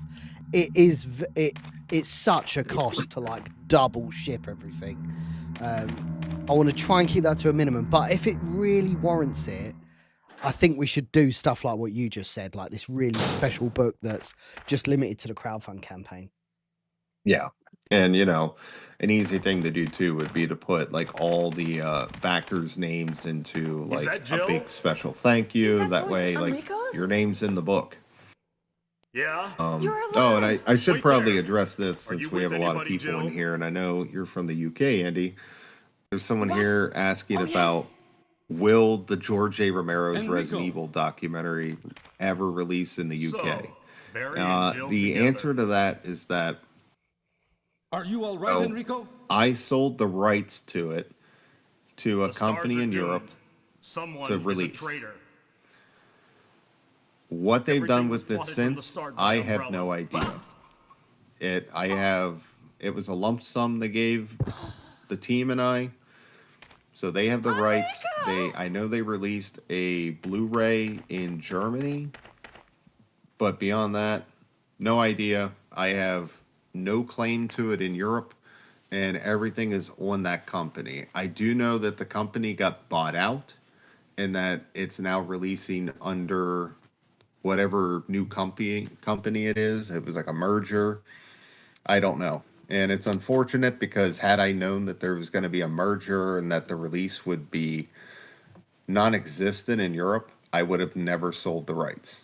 Well, I would have kept it under me. I've just got on Amazon Prime, and you can buy it on Amazon Prime in the UK. Well, shit. So that is that must be a fairly recent development. Well, that's good. Yeah, I don't have any communications with that company because I think a lot of the people that worked for the company that bought the rights, I think they got let go or put in different positions. So I don't have like contact with the company anymore. And like I said, it was a lump sum. I don't have any back end off of any sales there. So it was like, okay, well, I made all the money that I can off of that distributor. and now it's up to you to make your money back. So I know that's like a really like non-emotional way at looking at it, but you know, I have been asked so many times from people in Europe wanting to see this documentary, and I'm like, I have no control. Like I don't even have control in the US. You know, I know that because it's an indie production, I think it's looked at in the same vein as like The Keeper's Diary or Resurrection, where the people that made it are also responsible for releasing it and getting the perks out there. But in this case, like, I'm just the director. I made a movie, sold the rights to it, and I'm not responsible for anything after that. And I do really feel bad because I did this as like a love letter to all the fans. So it is frustrating to me to know like areas of the world don't have access to it, and it sucks. It really does. I wanted everyone to enjoy it, but I'm sure there's valid reasons. But like Andy said, if it's on Amazon in the UK, then you can now watch it. So I hope you enjoy it. If you do decide to buy it, rent it, whatever you're doing, and yeah. Rob, thank you for the Twitch Prime subscription. Sorry, it's just popped up on my side. Don't know a lot about the movie, but already on board. I mean, fucking hell, like that's the shit we want to hear, dude. Like, we're fans just like the next people. I have a vision for what I believe Resident Evil to be, and it lines up perfectly with probably what Brandon feels and what JJ feels. I mean, the real irony about what we would do, how this project all came to be, is that Brandon had already written a very early script of Original Sin. After I'd finished The Keeper's Diary, I had an idea to do I completely forgot Biohazard at the beginning even existed, to be fair, but I wanted to tell a story of the Bravo team going into, like, investigating the Arklay Mountains, or maybe like the Arklay Sheriff, or someone like that, you know, someone that's, you know, an ordinary person in an extraordinary situation that's not necessarily like a key member of S.T.A.R.S. And I was gonna call it Prelude, the RE being red, so it'd be like Prelude and then Resident Evil, you know. And then, like, that was kind of in the back burner of my head for about a year. JJ always wanted to tell a story about the Arklay hikers and how they died. So, actually, between all of us, we're all fucking dancing around each other in this really weird way. And then all of us connect at exactly the same time and go, guys, why don't we just do a prequel to Resident Evil 1? Brandon's already fucking halfway there anyway. Let's just merge all of our egos and ideas into one project, and here we are. And it seems like the reception even amongst the you know, the different parties are actually really like excited about it, because it seemed like it was like, okay, when you first start talking about it, especially if you've read the original novella, you're like, okay, it's okay. But then when you read like all the changes that were done and like all these like little bits and pieces that have been added or modified to make it really propel it into full Resident Evil adaptation, like it gets people excited. And you know, there's stuff, you know, I've teased a couple of times here on the stream that Andy and I have had discussions with JJ about other stuff after it. And like, I don't want to go into detail because it's way too early, but there were enough talks to say like, wow, we could really tell some cool stories in the space that are all centered around a lot of the side stories and unknown portions of Resident Evil 1. So I'm hoping to do my job as a writer and director to deliver this experience in a way that the fans are satisfied and that they're gonna want more. Because if we do this right, you're gonna get a tease in Original Sin on what the next project could be. So, but everything is always up to the fans. So if the fans enjoy this and they want to see more of it, you're gonna know exactly what we want to do next.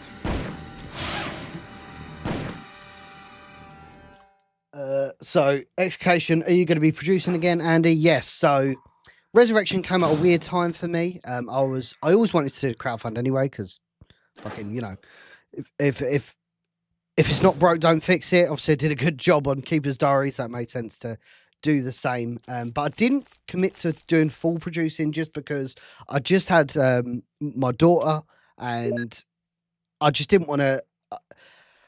It was a bigger scope than Keeper's Diary, and this is just me being completely frank, like completely open and honest. Like, it was a bigger spec than Keeper's Diary. Obviously, it wasn't necessarily my idea. It was more Beggy's story and Andrew's vision, Resurrection. Whereas Keeper's Diary, like, to me, is the ultimate short film, like, in the space, up to date, of course. And yeah, I just couldn't commit to like 2 weeks being away from being a dad, a fairly critical time for my very young family. So now I'm in a position where, like, you know, my daughter's a little bit older, and I mean, they'll probably come out with me, to be honest, just to enjoy it all come together. Yeah, it gives me a chance to dive back into the survival horror, so to speak. And I couldn't think of a better dance partner to do it with than Brandon, because Brandon has an unbelievable work ethic and vision to what he wants to achieve with this project. And with JJ kind of underpinning it as Ro, we now have the launch pad to take it to the level that it needs to be at.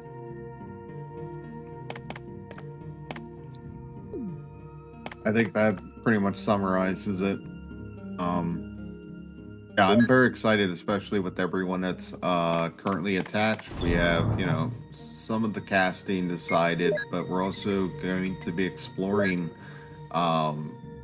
casting calls to fill some of the roles. And of course, we have proof spots.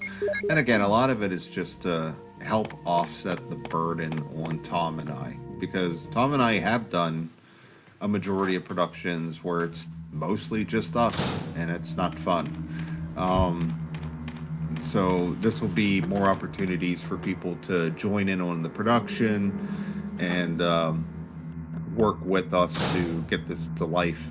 And yeah, it's going to be some really, really cool experiences that can definitely be memorable.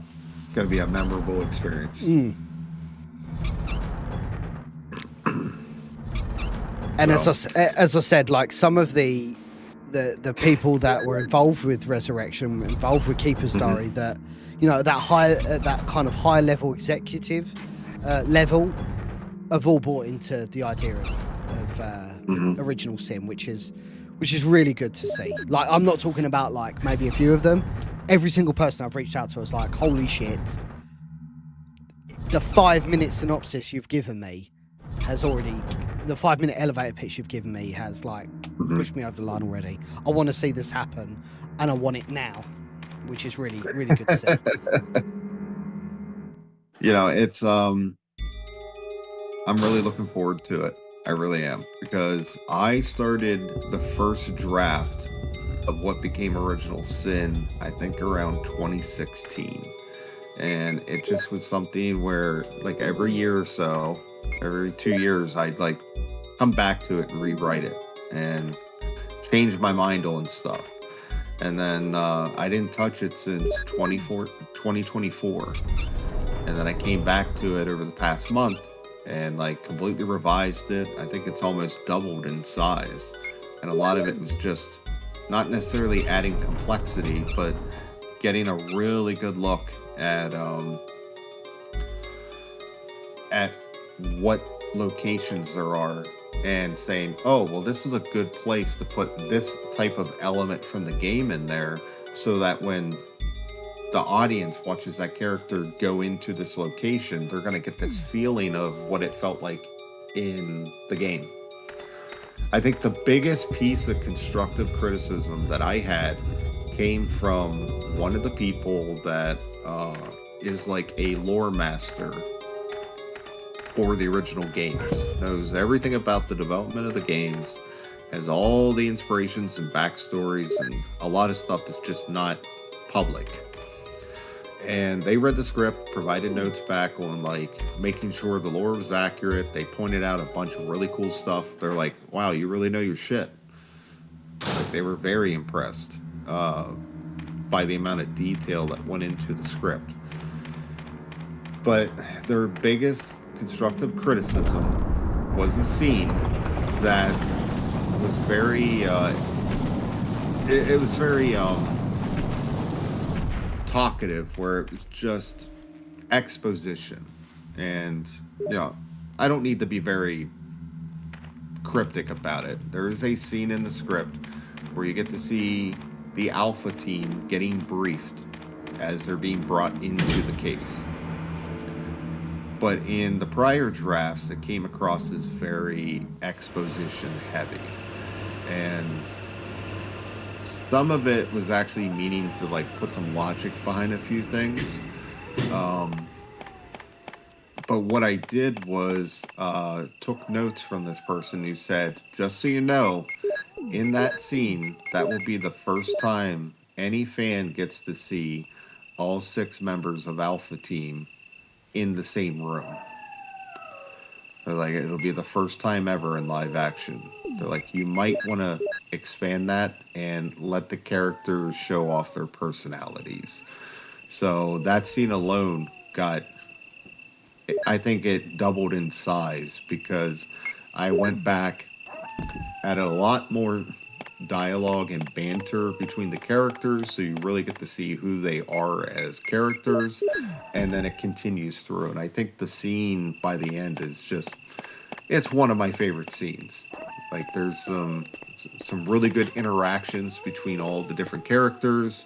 You get to see a lot more of the personalities and how they work together and act around each other.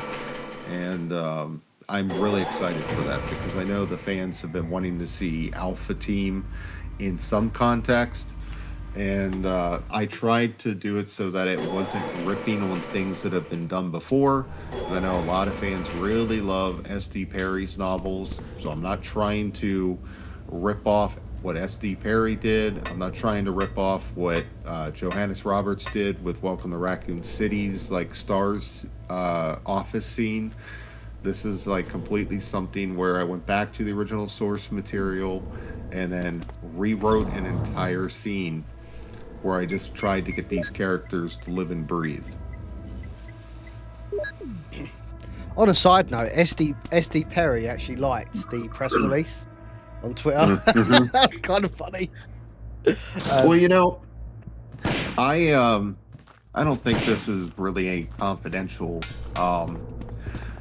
He was one of the people I reached out to be interviewed for the documentary, because I did want to interview, you know, her to get her input, because she obviously spent a lot of time with the franchise writing the novels and was sort of a person who was in that space around that time. If I'm understanding, I think she set Raccoon City in Pennsylvania and had a couple references to George Romero in her novels. So I knew like she must have at least been a fan, or at least respected George's inspiration on the games. And I really wanted to get her input as someone that had to take the video games and adapt it into a different medium, and also get her thoughts about, you know, if she was a fan of George. But unfortunately, I think her personally just felt like she didn't know if she would have anything of value to add to the documentary, which I respected, but I also disagreed with. I felt like 100%. She would have a lot to say. And that's the thing. I've had a few people that have interviewed feeling like they wouldn't have anything of value to add, only to turn out and be interviews that people point out and say, that was a really good interview, and I'm glad that that person was in the documentary. So it's funny how you can be your own worst critic. And I wish I had gotten an interview with her, because I think she also could have answered a few questions regarding some lingering stuff. Same thing with wanting to... I've always had one question about whether George Romero got the name Holden from the Wildstorm comics, or whether or vice versa? Or was that from like some random piece of document that Capcom has that there was once a character named Holden in the lore around 1998? Because it appears in the Wildstorm comics and it appears in George Romero's script, and it's never been answered. So, someone's asking if it's going to be CG or movie makeup. We're doing practical effects. I'm not a big fan of CG. It's very expensive to pull off. It's very time consuming. And you're essentially saying, we're going to go make a movie and in 6 months, we're going to know what it looks like. Whereas whatever we film, I will be able to see as it's being filmed what it looks like, because we have monitors on set that are set up with lookup tables that will give us an idea of like the grading on it, and I will be able to see what exactly we're getting. So there was something live action Hunter. There was a burning question.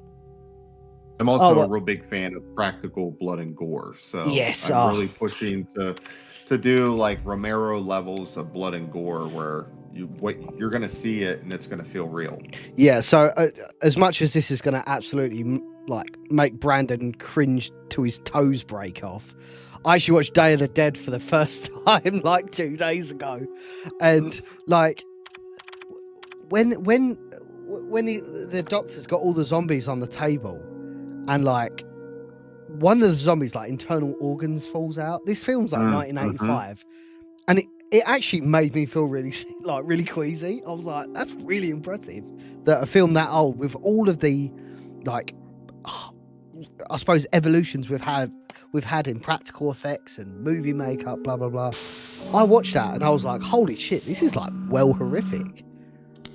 I think the one that actually got me in Day of the Dead is like feeling incredibly queasy was when Rickles dies, and they actually like grab the skin around his eye and they just peel everything up over his head, and I was just like, oh my god, like I was like, ugh, that one got me. Now I did watch Day of the Dead when I was 15, so that was like, the Romero films are the ones where it's like one of the few series where I actually watched them in order.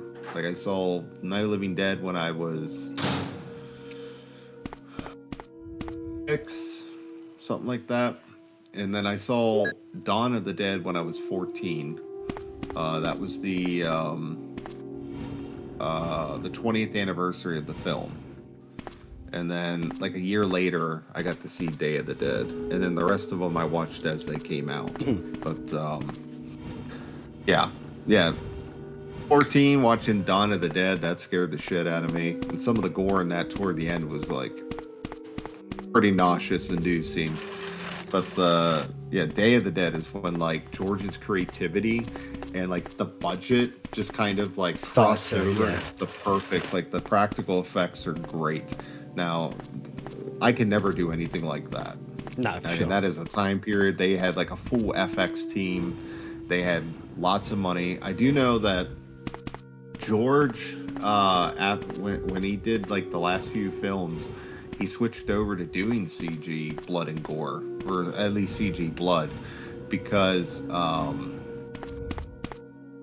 production times changed. Like you couldn't like, it used to be like, it takes like months to make a movie, and then that is what it is. But anymore, like companies don't want to spend months on location doing shit. They went and spent a lot of time in the underground mines in Pennsylvania filming that movie. But the nowadays they just don't want to do it because it costs too much money. Everything costs too much. So they had to switch to doing CG, because if the blood effects don't work, you have to clean the entire set. And if an actor gets blood all over them, you have to switch to a new wardrobe. So it gets very infuriating when you have to like reset and you have all that downtime. So we're going to be trying to figure out ways to make sure that we could be doing practical effects, but also making sure that if something goes wrong, we can reset very quickly and not have continuity errors. Yeah, agreed. What would you say is your favorite Romero film then? So my favorite of his zombie films is Day of the Dead. That one, I've loved it since I first watched it. I loved it before it was cool. But my favorite overall George Romero film is Night Riders. Night Riders is like his masterpiece. It's his magnum opus. It's like, to me, I feel like it's one of the most personal films he's ever made. And there's a lot of his feelings. There's allegory in there regarding like his feelings about where he was at the time in terms of being an independent filmmaker versus going off and being all Hollywood, because he made Dawn of the Dead. And, he was getting all these offers, these big offers to go do other projects. Like he was originally the director for Salem's Lot, and that never went through. He was originally going to do Salem's Lot before Tobe Hooper. He was going to do the Stephen King's It. He was the original director for the It miniseries, but it never went through. Partly because he hated the constraints of TV. Romero hated censorship on a lot of things like that. And then not only that, but he didn't want to do it as 2 parts. He wanted it to be 3 because he wanted to show the full, as much of the story from the book as possible. And ABC was like, no, it needs to only be 2 parts. He's like, I don't want to condense this thing to 3 hours. I feel like it should be like 4 or 5 hours to tell this story.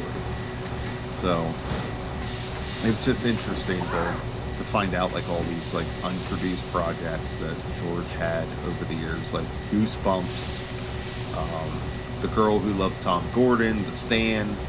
There was a version of War of the Worlds he was going to do. He was the original director for the Mummy remake that eventually, what was his name? Stephen Sommers ended up doing with Brendan Fraser. But prior to that, Romero was hired to do a horror movie of the Mummy for Universal. So he had all these different big projects. That's actually just come out as well. Like Lee, what's his name? Lee Cronin. Lee Cronin, yeah. So obviously it's not, it's a reboot, but yeah, they've gone kind of back to the horror roots, ironically. Yeah, so there's, it's very interesting to see what George was involved in across the years. And a lot of these projects were from the 90s, the period where he didn't produce much. He was working for studios, writing all these different scripts that never came to be. And it was like the most productive, like the most prolific period he had as a writer. And it's when he made the most amount of money. I think it was quoted as like he made more money in the 90s not making anything than he did in all his other decades combined. So it's just interesting. So, and I suppose ultimately, what because you mentioned that there was stuff about the Romero script for Resident Evil that kind of got omitted, that was going to now be included in your director's cut. What is your like finalized thoughts about his Resident Evil script? So, like, what are my thoughts on it? Yeah, like now you've come to terms with your entire journey. Obviously, you're in a very unique position that you have a documentary on. Oh shit.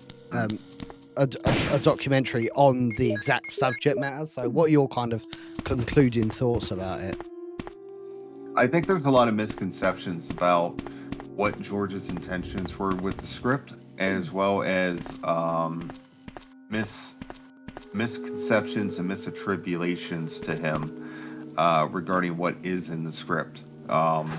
and versus like what was known at the time, because we sometimes have revisionist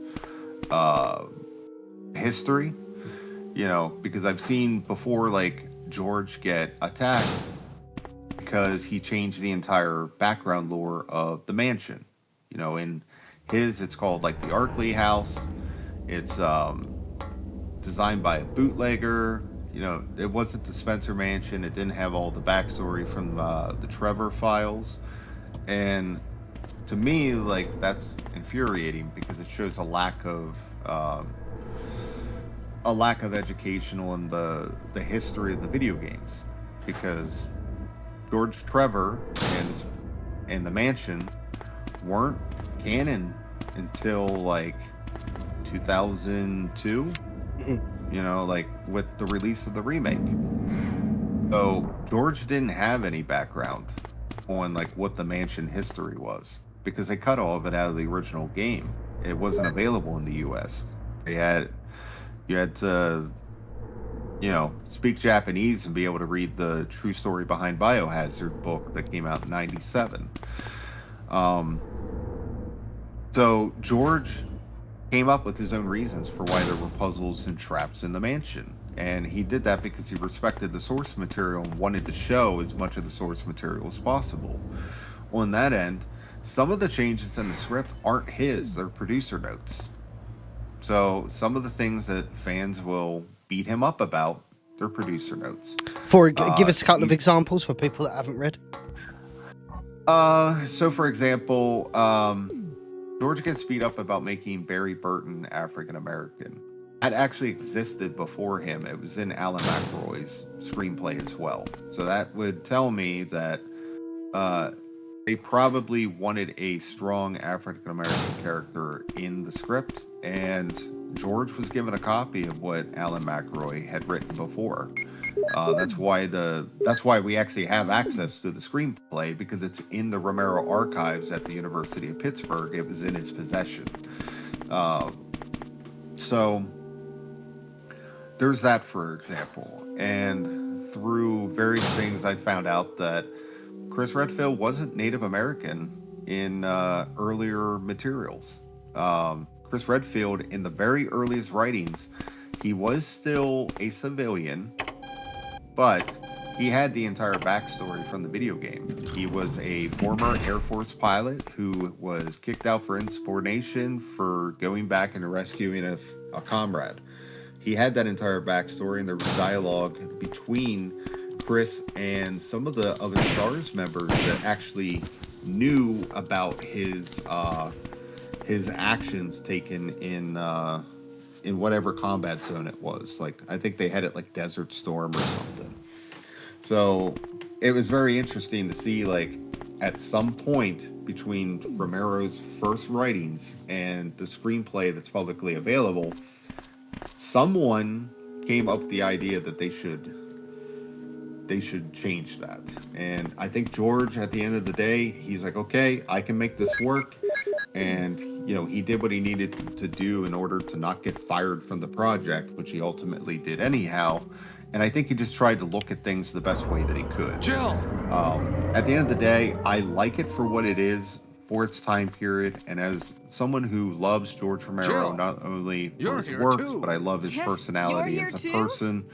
You know, I'm going to be very I lost my supportive way. and encouraging Let's and keep positive going. about what he did, because he did not have 30 years of lore to go off of. You know, to some instances, Zach Krieger is spoiled in the fact that he has 30 years of lore. He has the internet, he has wiki pages, he has, you know, YouTube videos and analysis that he can watch. Wesker. George didn't have that. You did a fine job. He had Barry. the video Just game, as I and he had thought. access you to should ask stay away from Capcom Barry, questions. I hear but, that his wife and two daughters he will also be in had to danger answer if he doesn't to do everything I Constantine tell Film, him which You wanted are a very so particular cruel. product. Well, you don't And have they to wanted worry about something anything, that was because obviously you'll more be of a free thriller, from this world not very soon, gory, Jill. more accessible to the masses. Why do you have to destroy And you eventually see that S.T.A.R.S? with That's Umbrella's intention. Paul Anderson's This film. laboratory has been You know, engaged would I in want to see dangerous George's experiments. version today? Recently, an accident Like, has I occurred. wouldn't want to see it as an Anyway, official film, this disaster cannot but be I made. would like to, if we could That's why see having S.T.A.R.S nosing about what it could have been so inconvenient. So you're a slave in of Umbrella 1998, now, along with these even today, if we monsters. could just see like what it could have been, I think you misunderstand me, Jill. To me, the I monsters think I you would like to mentioned see that. mean nothing. I would love to see I'm going to what it burn could have all of been, them together just for to this have had entire it. I think laboratory. at the end of the day, I it must would be a very complete my similar mission reaction that as you ordered have by with Umbrella. Zach Krieger's Barry, film. go up on the I ground think and wait tonally, there. George's film would have been much better. Plus, you would have Barry. gotten to see a lot of things from the video game that we've never seen before. Barry's such a But it also would have He'll been be very under the control of divisive Umbrella because some forever. fans don't want to How come see both Umbrella changes and you to intimidate the him canon. by They don't want to taking his see family as anything that hostages? deviates from the material. Umbrella? And that's Well, fine, I you know, intimidated because him, but it had nothing to you know, do at the end of the with day, Umbrella. I I'm just going to be a used him supporter for of my George. personal purposes. But, though both you and Barry seem yeah. to think I was following orders from Umbrella. So you're planning something else? Yeah, no, I appreciate the If you extended succeeded in developing the extended world's most thoughts. powerful biological extended weapon, thoughts behind that. what Is it? would you do? He never What actually if played you were in Resident Evil, charge? though. Did he not like? No, he did. Must Oh, he stop did. this now. He sat down and You're played a it with brave his girl. youngest son. But if I were you, I wouldn't give him But such a he had big issues discovery. with the controls. You guys are idiots. He No one had understands played its video real games value. before. According you're to going to George, he steal actually all beat the The Legend of research? Zelda on Better Nintendo. yet, But you he would wasn't show him really the tyrant. he wasn't really much of a gamer in the sense that he was constantly playing. So if you think about it, you go from like a Nintendo Barry. controller, Sorry, Jill. and then George How is is like your in his family? 50s by that point, I and they're was like, "Here's a listening to what you PlayStation and Wesker controller," were talking you know, about. and Wish like I realized it earlier. I thought it like must have we're something we're a to do with generation that Umbrella. grows up on video games. So like me and my So it's I'm all in my been 40s now. masterminded by I can play him. video games no problem because But I it's grew up good that with you them. know that George now. was not a guy Anyway, that was Let's constantly get out playing of video this house games. first. Jill, But he did Guess try and what? play the video do game. you have any So, idea and what Wesker was He going played to it for a show bit you and tried at it the out, back but he of this realized place? like he was going to be fucking around Well, playing a he was video talking game, about trying the world's to most learn the powerful controls biological just to weapon beat the game called enough Tyrant to or something. get the I story, think. get the feel and what the You game think was we like. could So what he see did was he had his Tyrant now? assistant Barry, record you're gameplay so footage optimistic. of himself playing. It would look So bad his for assistant S.T.A.R.S played if through we let the such a entire dangerous Chris creature run scenario. loose. Maybe And you're then right. they got notes about Let's some of the go other then. characters from Capcom and like whatever materials Capcom sent him, and then he went from there. But there was a lot of stuff that just wasn't answered at the time, you know, about like inconsistencies, and then there were certain things where I guess Constantine wanted it to be a military movie, so that's why like S.T.A.R.S in every iteration was military. creature like You this can see really the be the things between ultimate McElroy's biological weapon? screenplay, Romero's screenplay, and what Wesker Anderson is a did, crazy and there's man. so many similarities Tyrant is not that completely go developed. beyond just like, well, yeah, it's Resident Evil, so of course it has these things. But we can't let But, it like, live. Give us a couple of McElroy- examples of that, by the way. So, McElroy's That must be the screenplay has computer for Brad monitoring Vickers this actually be an imposter. So he's a civilian that is undercover because he's going in to look for his missing girlfriend, and is not actually a member of S.T.A.R.S. He's a guy named Mike, and he is like a hacker, and he like ends up hacking into the database in order to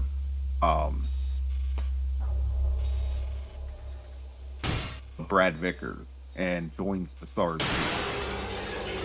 to look for his missing girlfriend. There's also the African American Barry Burton. There's the fact that S.T.A.R.S is a Black Ops Special Forces unit that's going into a laboratory knowing full can't well control that there's what a it lab does. leak and they need research. They're there to get the scientists out. When it comes to George's script, Chris is not a member of the team, and he goes in to find his missing girlfriend. Brad is a hacker, and Barry? Barry is African American, and S.T.A.R.S is a Black You're Ops alive! military force that gets sent in to rescue a scientist after a lab leak. I'm So really it all goes embarrassed. into you hand in I hand. was clumsy. Then when you go Let's to get Anderson, going. you have several characters who are civilians, like Matt the cop, who's not who he seems. He's actually a regular dude who's an imposter, who's actually there looking for his missing sister. The S.T.A.R.S Black Ops military team is replaced with the Umbrella Black Ops team. And you have the team going in looking for the scientists after the lab leak, and then realizing everyone was killed, and then they're supposed to shut down the Red Queen. But What happened to Wesker? there is very similar pieces that go well beyond like the fact that it's all based on the same game, because all these things were Wesker not must have necessarily set in it the off. game themselves. There's not much time left for us.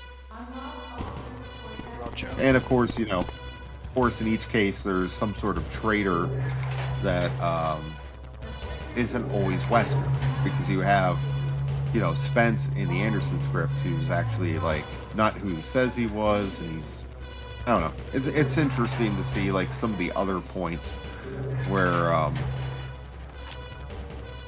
yeah. Casey James 7, just found your channel. This is great to hear about, especially with that garbage ass trailer that just came out. For the people that don't follow us on socials, we had a hilariously poorly timed announcement of all of this, because obviously we knew that Zach Krieger had a trailer ready because he showed it at some convention, but for whatever reason didn't drop it at that time. So we knew it was coming, we just didn't know when. And we wanted to drop an announcement at the end of April. Like, that was our date. April 30th was going to be dropping. Like, that is, I mean, you can go back through my socials. Like, it was always planned for that day. And literally, like, the day before, we got insider advanced knowledge. Oh, TV's about to turn off. Insider advanced knowledge that a trailer was going to be dropping the next day. So we literally had to make a decision in that time. Do we delay it or do we not? I actually think we made the right decision, and we kept it going, because clearly there's still a gap in the market to deliver authentic live-action Resident Evil content.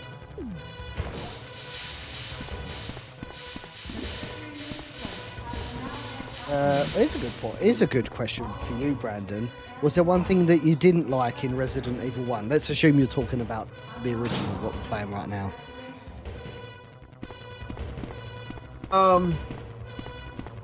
I guess out of things that I could say, like, I know that the one thing I don't like from my version is it doesn't have the aim assist, because I have the original 1996 release. But you know, they took the aim assist out, from what I understand, for the American version.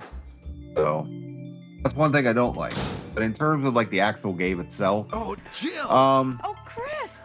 So you're I would okay. say that Yeah, easily one of the you things that I too. don't like about Resident Evil What 1 happened to that they actually Wesker? did improve on Let's with talk Resident about it Evil later. 2 Let's get out of here. is the environmental storytelling. Resident Evil 2 has a lot of instances where you come into a room and you see like a corpse, broken glass, and you can start piecing together something that happened in that room, an untold story, or something that connects into one of the documents you find.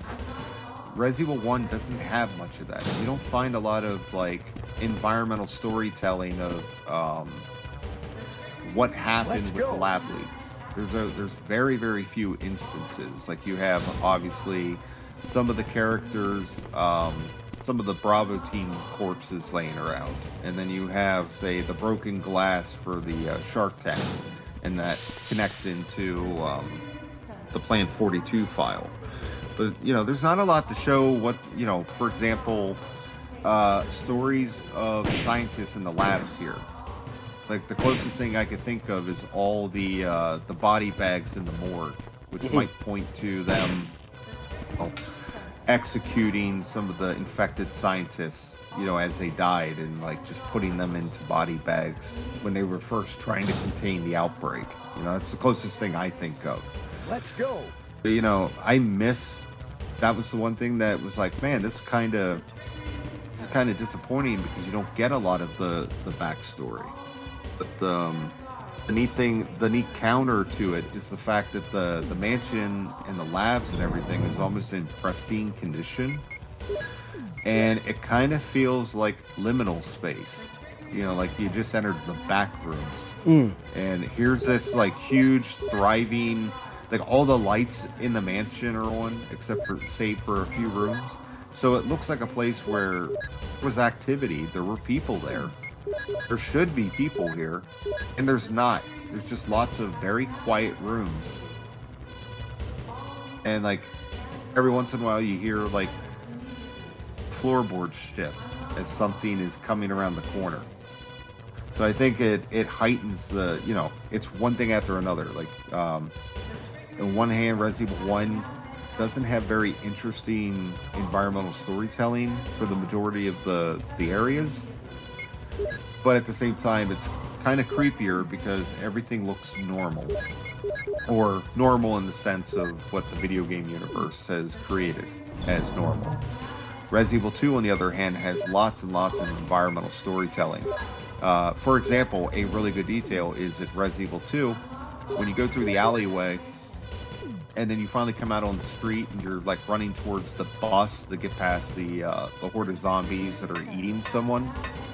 When you look in the foreground, there's a corpse that's like fallen over it's like a killed table over at a restaurant. And there's all these knives in its back. Well, the zombies didn't do that, so it's like it creates this additional story of like, what happened to that dude? This guy got like a bunch of knives like shoved in him. Like, there's just all these neat little stories, and I like that. But there's also more chaos in the game. Like, you don't really get to see a lot of the rooms in this like state where it feels creepy. It's more like all hell broke loose, and now you see what's left afterwards. I think there would have been something creepy about a normal police station, or again, where the Resident Evil universe's normal police station, and there be no damage to it, but no life. It's just quiet rooms. There's something unsettling about the fact that there should be a lot of police there, and there's not. I'm not saying that it should change. I'm just doing like a pro and con of each game. But yeah, I would, if they ever did a remake of Resident Evil 1, another remake, the one thing I'd like to see them change is add in all this environmental storytelling to kind of like tell all these micro stories about what happened to the scientists, and you can start piecing things together using just the visuals alone. Do you think they did that differently in the remake, or do you think it still suffers from the same issue? I think there's a few instances, like they added a few more, like there's like a couple corpses laying around that kind of tell like little micro stories, but you're not really seeing like the same instances where, like, for example, a really good instance would be, imagine there was a half-devoured corpse in the keeper's room, and it's the first thing you see. And then you have to read through the entire keeper's diary, and at the end you find out it's Scott. That's the remains of Scott laying on the floor. I think that would be a very good detail, and it kind of pieces things together. So you go, oh yeah, that's Scott. That's what's left of him. 2 legs. Yeah, yeah, because I think in remake he's just laying on the floor, isn't he? Yeah. So that's one instance where you can just get a better idea of things. I think he comes from. Did he come out from under the bed? It's been a while since I played remake, or is he just laying on the floor? Just laying on the floor as you walk in, and then the keeper's obviously in the closet. Yeah. Like, I feel like a really good way of like backing up that little detail of the keeper being in the bedroom is if there was another file where someone said they found like such and such and locked them in the closet. You know, like that would have been kind of neat, just to have this like really weird detail. I'm trying to think of anything else. Well, the big one. I don't know. I just realised that you find Wesker dead in this room on Jill's. Oh, the I thought he just like runs off in Jill's, but I guess he's dead in the power room. yeah. He has he's headless. Oh no, he's got his head in this one. Yeah. Maybe it's different for a director's cut. Maybe. The big thing for me, and that how they didn't correct this in the remake, I'll never know. But there's not a unified ending. So like, how did they get that wrong twice? Like, did no one at Capcom go, do you know what, we're gonna make this game like fucking the same, but like on steroids, super serious tone, like better engine, better graphics, better controls, whatever. But we're not going to fix the ending because there isn't like, obviously we know we can patch together what we know the ending is because obviously everyone survives, but it'd actually be quite nice to have that. Yeah, I think that would be something you probably would see in another remake because they're not gonna have the. You know, they changed a lot of stuff in Resident Evil 2 and 3. And I think they wouldn't have issues with changing more stuff in Resident Evil 1 just to make it its own experience. And, you know, now that they're getting, you know, now that the originals are available in more places, let them experiment. Because, you know, the people that love the original games that want to find access to them, they have access to it now. So I'm actually really cool with the idea of them just doing whatever with a remake of the first game. Oh, and that's someone else just made another good point. What was it, Echelon Forever? About another good example of environmental storytelling is all the soldiers and the Mr. X tyrants in the Dead Factory, and it kind of tells its story. You can kind of piece together like a battle took place there. I think that's a great.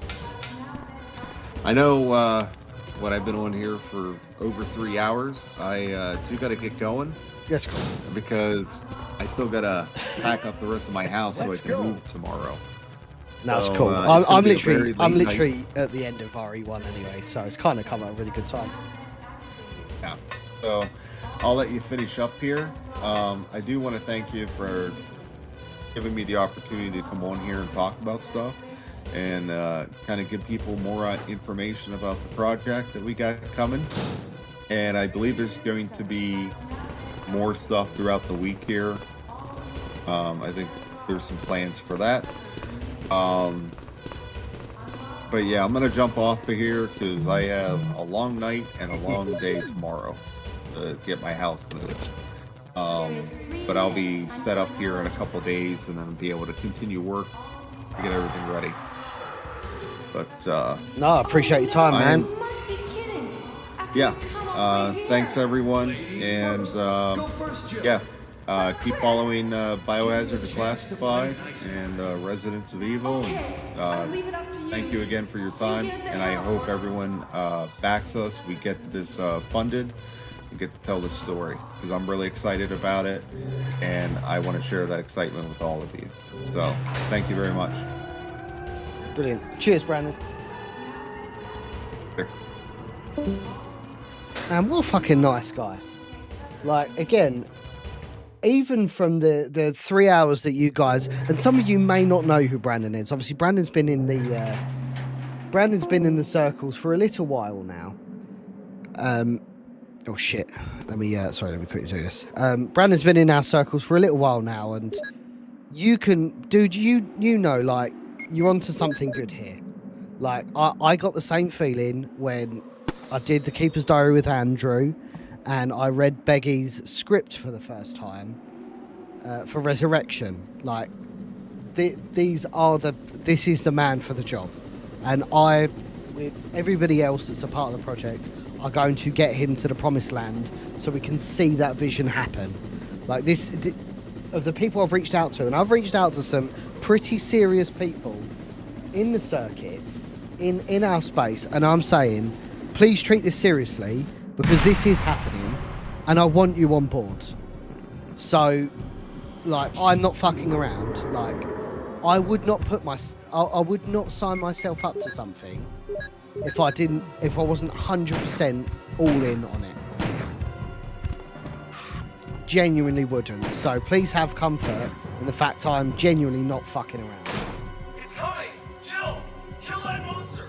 You're our Amazon, Jill! Like, there's a lot of reputation online, just like with the Keeper's Diary and just like with Resurrection. But I have a certain comfort with Brandon because I feel like he is very good. Because the big thing with crowdfunding, and I must say it, is you're spending other people's money, obviously.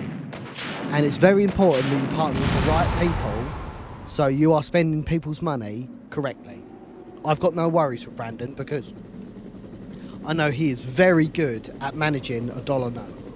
So I've got no qualms that he's not going to like, we're not going to set all this up, you know, go through the budget to a very, very intensive detail, and then once we've raised the funds, it goes, oh, actually, I need another $50,000. Like, it's just not going to happen. So, literally, of everyone that I've reached out to that backs the Keeper's Diary and backs Resurrection, including the actors as well, not necessarily the main cast, but all of the other personnel involved, they all want to be part of the shit that we're cooking up. So this is going to be a generational project, and I want as many people on board as possible. And if you have the ability to support our project, you know, we're still going to offer the same sort of perks that we did on Resurrection, Blu-rays, etc.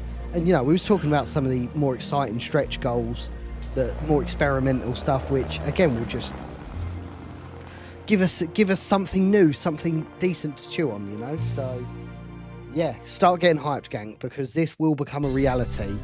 And to be honest, I already think even the baseline numbers just from like the higher level producers and some of the personnel, some of the other backers which I've been in conversations with, I think we're probably half raised on day one. With the investment that we've had previously, let's assume that they could do a similar investment. I feel like we're already halfway there. So, and then of course we've got all the new people that will be interested in the project. This doesn't count Blu-ray sales. This doesn't count merch sales, poster sales. This is going to be a big deal, gang.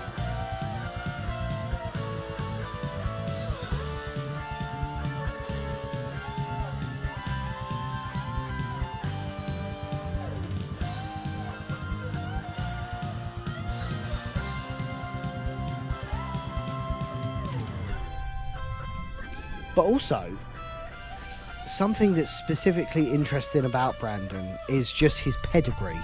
He has a very intensive pedigree, which no one else in space has, and I want a piece of that pie. And I believe him and Tom are the people, as I said, to take us to that promised land.